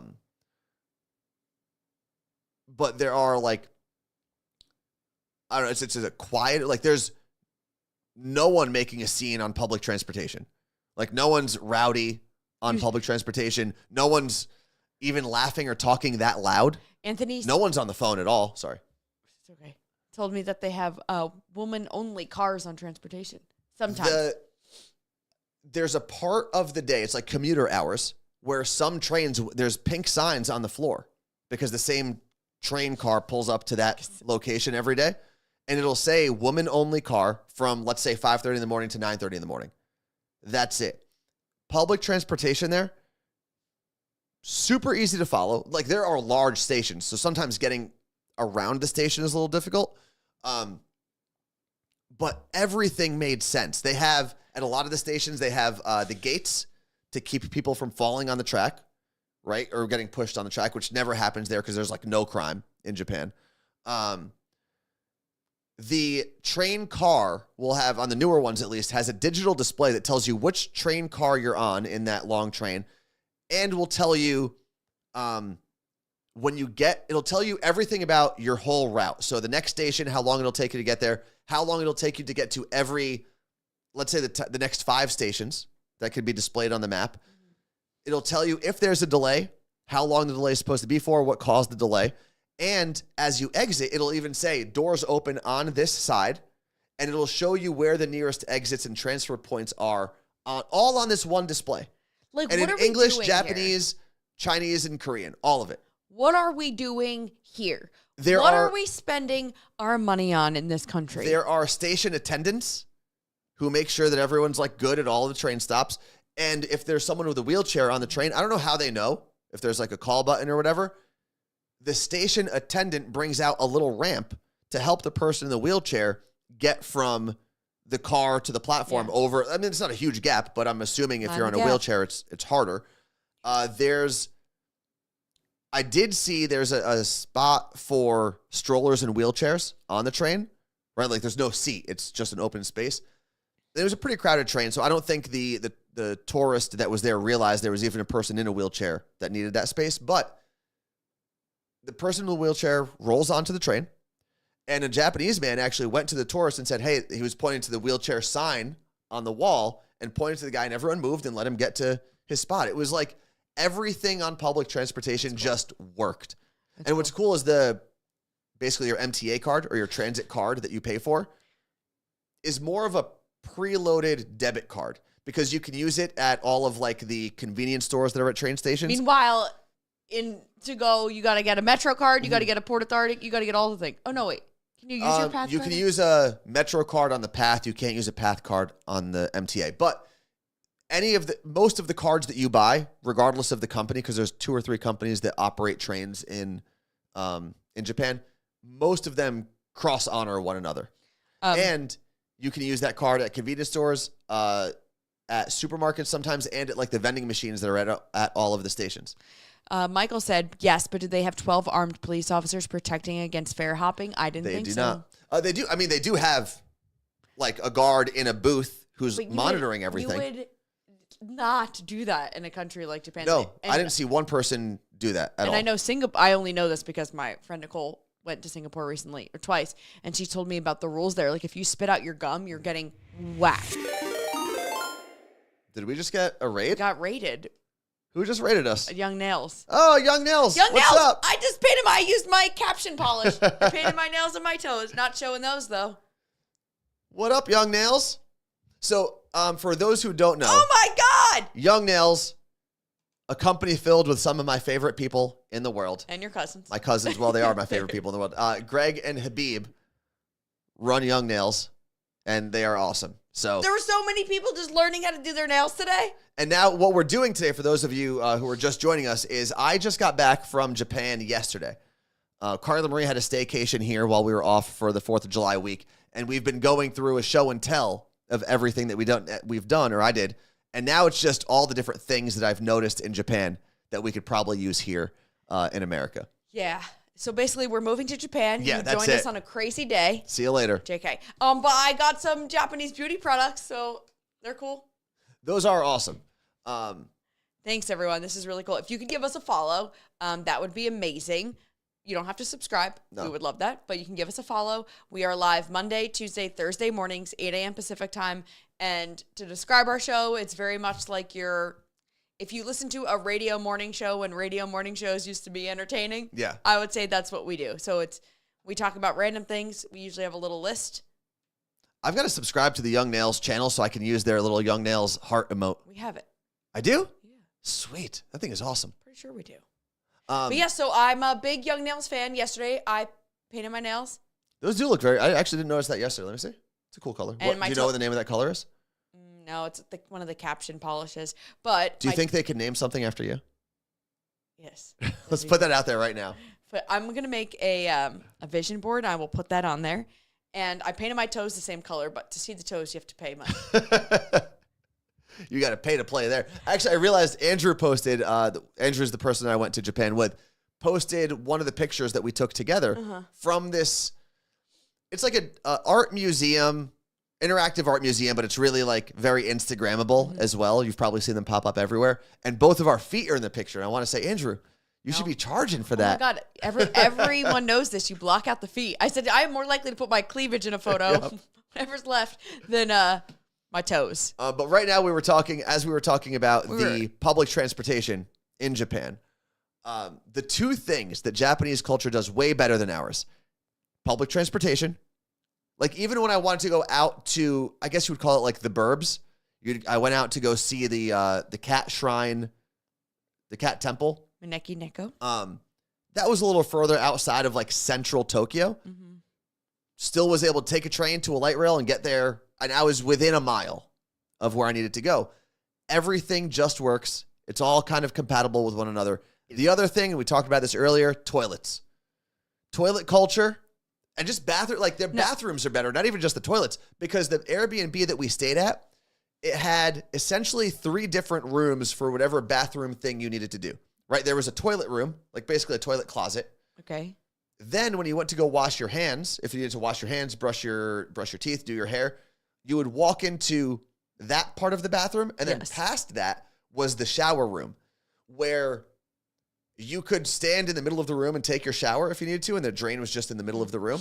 And then they had the bathtub to the side, and you could use whatever you needed to. And they have a little, where the water would come out of the faucet, they have a little foot stand so you could scrub your feet at night if you want to, if you don't want to take a full shower. It was awesome. Thank you. I said bless you. No one said bless you. Bless you. In my head, I said bless you. Thank you. So yeah, we are going to transform our bathroom here now that Anthony is back from Japan. He wants to do all these things. We're going to have a foot scrubbing station. Never felt dirtier than coming back to America and using the bathroom, because I was like, ew, People don't wash their butts here. Okay, so there's something that has happened in this chat. What? We have been so close for so long. We just hit 10,000 followers on Twitch. We've been at like 9,900 for a year. So thank you. This is our first day back from vacation. So the fact that this just happened is wild. So yeah, shout out to Young We Nails. hope you come back and join us on other days and other mornings, not just when your channel pushes you here. Here's the thing. If you have the choice of watching Young Nails or us, go hang out with Young Nails. They're awesome. Yeah. I do love their chat, or their stream, I should say. And yes, I am biased because Habib's my cousin. Yes. So thank you to everyone who was hanging out with us. I'm trying to think of any other thing that I did. You got a massage in Japan. That was actually the last thing I did in Japan. You're not a big massage guy. It wasn't really a massage, though. It was a stretching facility that had massage vibes, but it also felt like I was going to like a sport. It was like it was a gym vibe. Well, we have a Stretch 22 here in Seattle.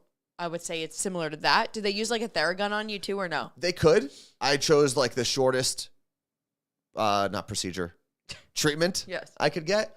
And the guy asked me beforehand, he asked me to point to which part of my body is like the tightest. And I was like, my hips and my lower back, or especially after walking 20,000 steps almost every day. That's crazy. And right away, he starts and he was like, oh, very tight. And I said, yeah, I'm not great at stretching. And then he gave me a bunch of stretches to do afterwards. But it felt like I went to a gym that happened to do stretching and not working out. Everyone was in like a uniform. They give you a locker room to go to and they give you clothes to put on. Oh, you did that? Mm-hmm. Yeah. And then you're on like a chiropractor's table. That's literally stretch. I'm not trying to. You have to go to Stretch 22. But it was also very affordable. I don't know how much Stretch 22 is. So how many US dollars and how many minutes? About $30 for 40 minutes. I think it was something like that.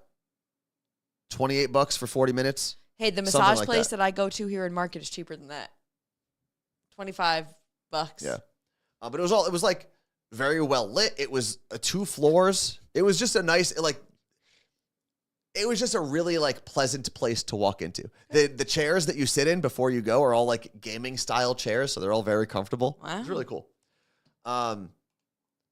It was called, I think it was called Dr. Stretch or something like that. I have it in my Instagram. Let me see if I can pull it up. Rageful Marshmallow, thanks for being here. See your little dancing. And I saw Fred the mailman is in the chat, and Fred had asked me if I see any mail carriers in Japan to take a picture, which I did not, but I did walk by a post office, and I have a picture for Fred. And Andrew said that actually the Japanese baseball game that we went to and New Japan Pro Wrestling, he bought his tickets online, I think, secondhand, picked them up at the post office. Like, people use the post office more there than for like services than we do here. That's cool. Yeah. And he said that he walked up and they had like a filing cabinet with everyone's names that needed to pick stuff up. And that was it. Young Nails is in here and they said New Japan Pro Wrestling. Pro Wrestling is awesome. It was, I don't think I went into that experience. The weird thing was watching baseball and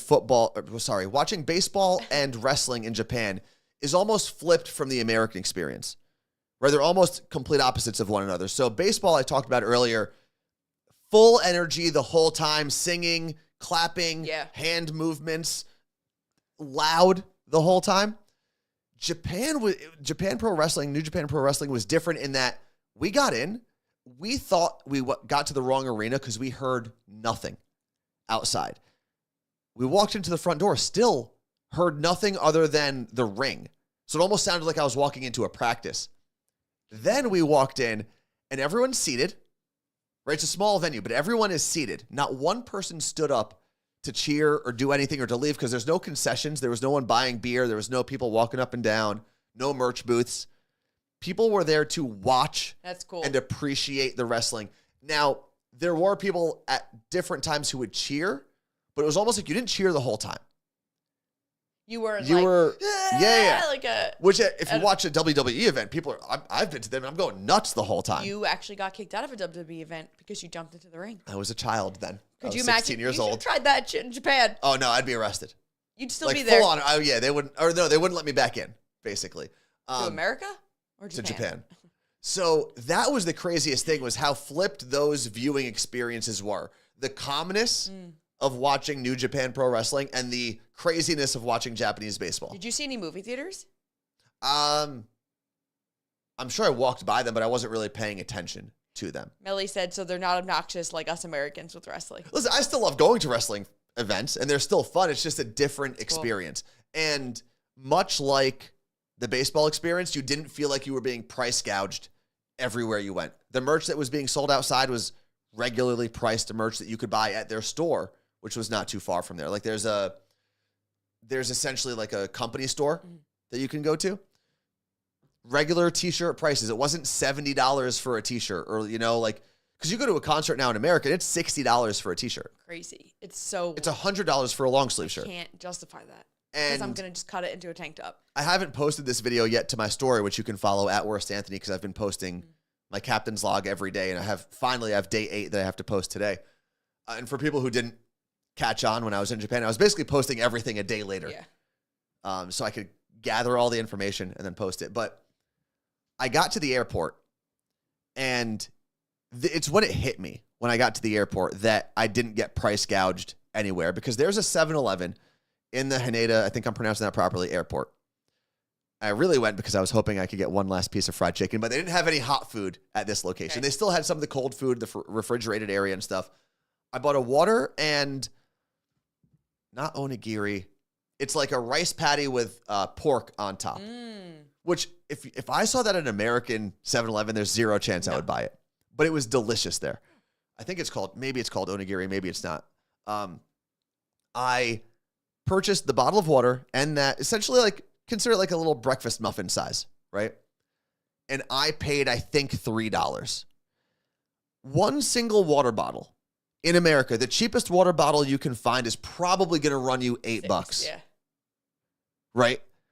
And that's when it hit me, where I was like, oh my God, I don't think I got overcharged. And granted, I have the conversion, like I said earlier, between the American dollar and the Japanese yen. But I don't think I got price gouged anywhere. Everything was just the price it needed to be.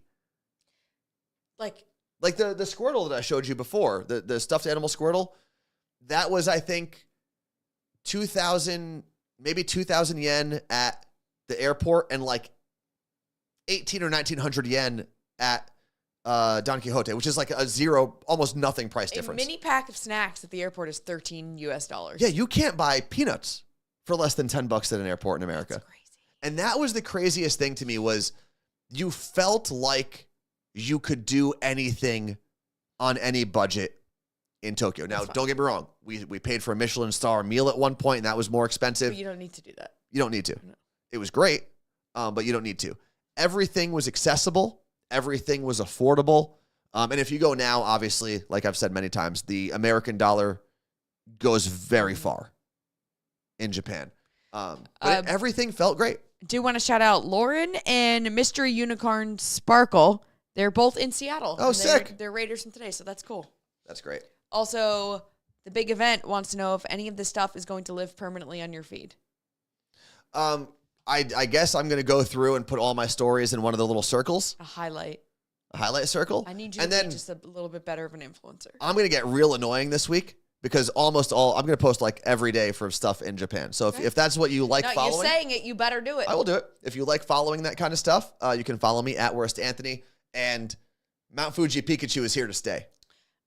He is going to be on this show. For sale if you would like to buy him. For $1 million, you can buy him.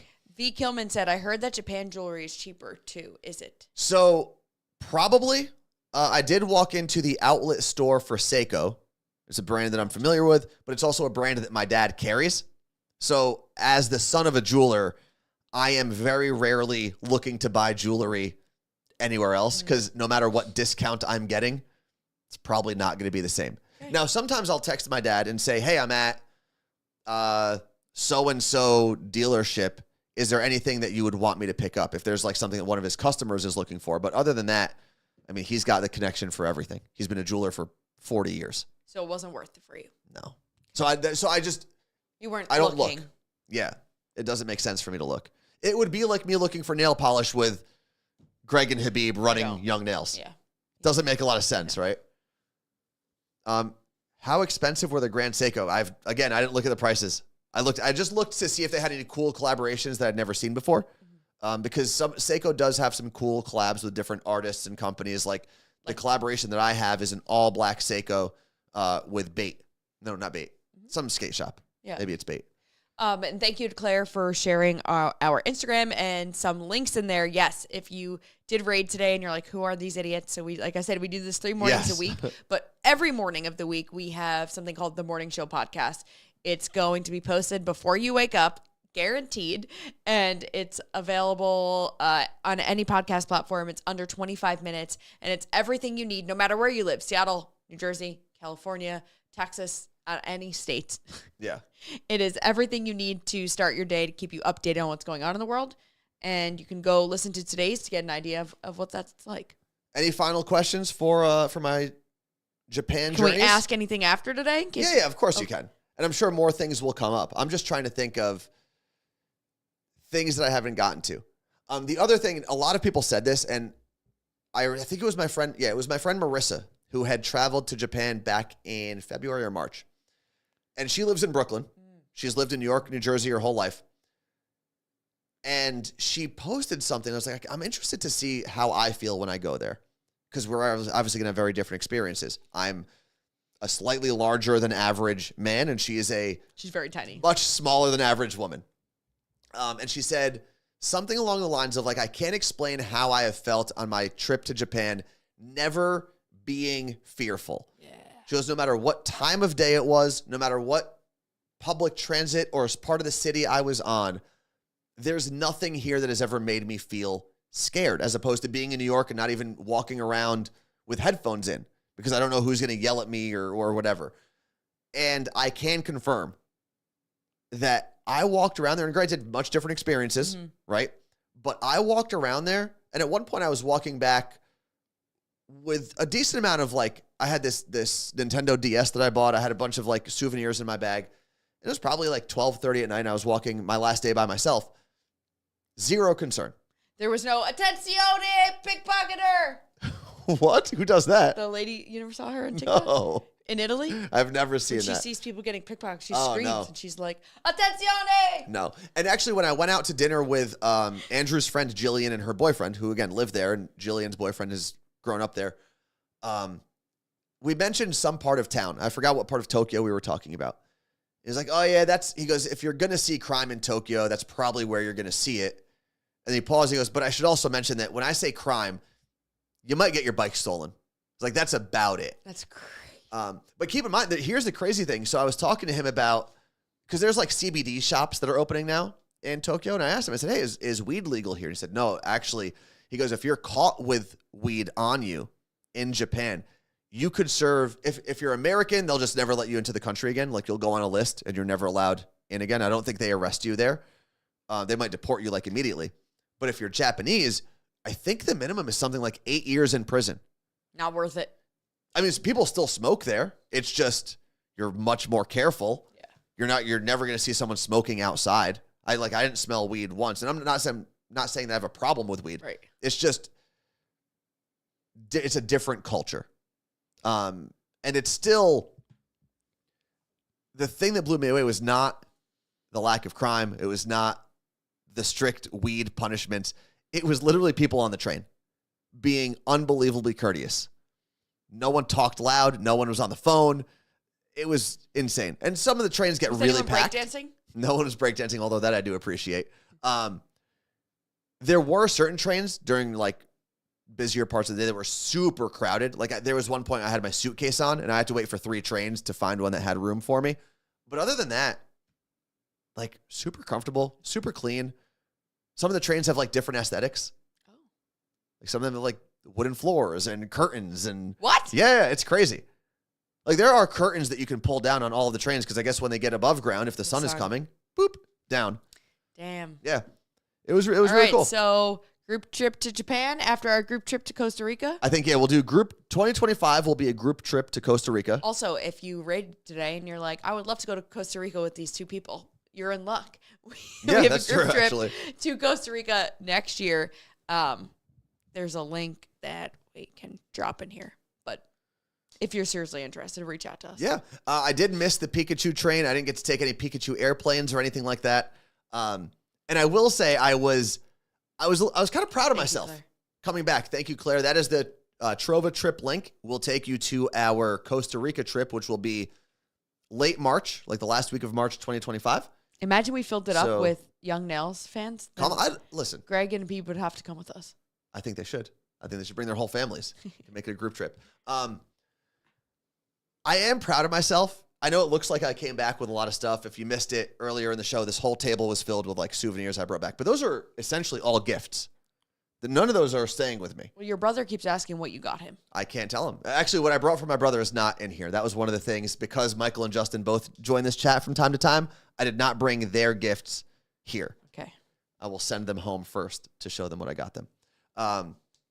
But there was so much cool stuff that I could have purchased, and I held back a lot. I mean, really, the only thing I got for myself was Mount Fuji Pikachu. All the Pokemon stickers are going out to friends and family. All the gummies are going out to friends and family. Well, you better start shipping things out. Yeah, there's a lot of stuff in that house right now that has to go. V. Kilman wants to know if the streets and areas are clean. Yeah, it's pretty clean. I mean, Tokyo, you got to remember, is a gigantic city. It's 3 New York cities put together in terms of population. And it's wider, too. I think it's bigger than even Houston in America, which is, I think, in terms of major cities, I believe Houston has the biggest footprint. You could take a train for 40 minutes in Tokyo and still be in Tokyo. It's gigantic. During the day, it's pretty clean. We were out in Shibuya, which is, I would call it their main Times Square style part of the city, where people still, like, people who are native to Tokyo still go to Shibuya, not like in New York, where if you're from New York, you don't go to Times Square unless your office, unfortunately, is there. Yeah. At night, it was packed with tourists and younger Japanese people. So it got a little rowdier. There were people like tossing their beer cans on the floor and whatnot. The wild thing, though, was I went back there the next morning. Gone. Pretty clean. For as big of a city as it is. You're still going to see litter. You're still going to see a couple homeless people here and there. But very, very clean. Martha, thank you. I kept doing this, and Anthony didn't know what I was doing. What? From The Office. We're like, Shibuya roll call. Shibuya, yeah. And they all do like... What is it? What's the reference in The Office, though? Like, why are they saying Shibuya? I don't know. And there's like, my name is Jim. And like, they do like their song. Okay. On the bus. But it's Shibuya. Yeah, Shibuya. I've been doing that to you. He's like, what are you doing? Lenny from Queens said, I think in population density, it's Tokyo, Mexico City, and then New York City. But yeah, Tokyo, the crazy thing to think of when you think of how big Tokyo is in New York, we have one Times Square. Mm-hmm. We have one thing that's as big and bright as Times Square. We have Pike Place Market here in Seattle. In Tokyo, there are multiple neighborhoods within the city that you can go to that look as big and as bright as Times Square. Like you go to Shinjuku. Shinjuku is where you'll probably see it on Instagram. It's like the lifelike cat billboard. Oh yeah, it looks so cool. That's a whole different area than Shibuya, which looks like Times Square. And it's still very Times Square-y in terms of like bright buildings, bright lights, big billboards, lots to do. There's probably 6 or 7 of them that are Times Square style places in the city of Tokyo. Meg wants to know if you went to the suicide forest that Logan Paul did. Did. It's right outside of Mount Fuji. Our tour guide, Chris from New Jersey, took us there. And it was beautiful. He told us, the tour guide at least told us the story of the suicide forest. It has an actual name that I can't recall right now. You'll see me post pictures from the forest and from the cave. That's all there. And I said, oh, is this the place that Logan Paul went? He said, yeah, and that idiot's not allowed back in this country. He's actually banned from Japan. He can never go back. They should do an event, a fight there and not let him come. I mean, if WWE ever goes there. Because Logan is the one that's in wrestling. Jake is the one who boxes. Yeah. And I guess, back in more nomadic times in Japan, and this happens everywhere. It happened with Native American tribes. It's probably happened in every civilization. Thousands of years ago, if someone was old or injured and your group was traveling from one place to another, you just left them. Ugh. right? Like, it's what animals do, right? Sometimes the weakest just stays behind and unfortunately dies. Of dysentery. And I guess, I don't know how many cultures do this, but in Japan, like, it would almost be a ceremony. Like, you would say goodbye to your person. Yes. And a lot of times, people would be going through that forest, and that's where they would be left. So it wasn't necessarily like suicide forest. Then, in the late 1800s, I believe it was, fact check me, please. I'm not 100% accurate on any of this. Someone wrote a book or a poem, some sort of literature, that talked about like kind of like a Romeo and Juliet story where this couple goes out to this forest and kills themselves or dies together.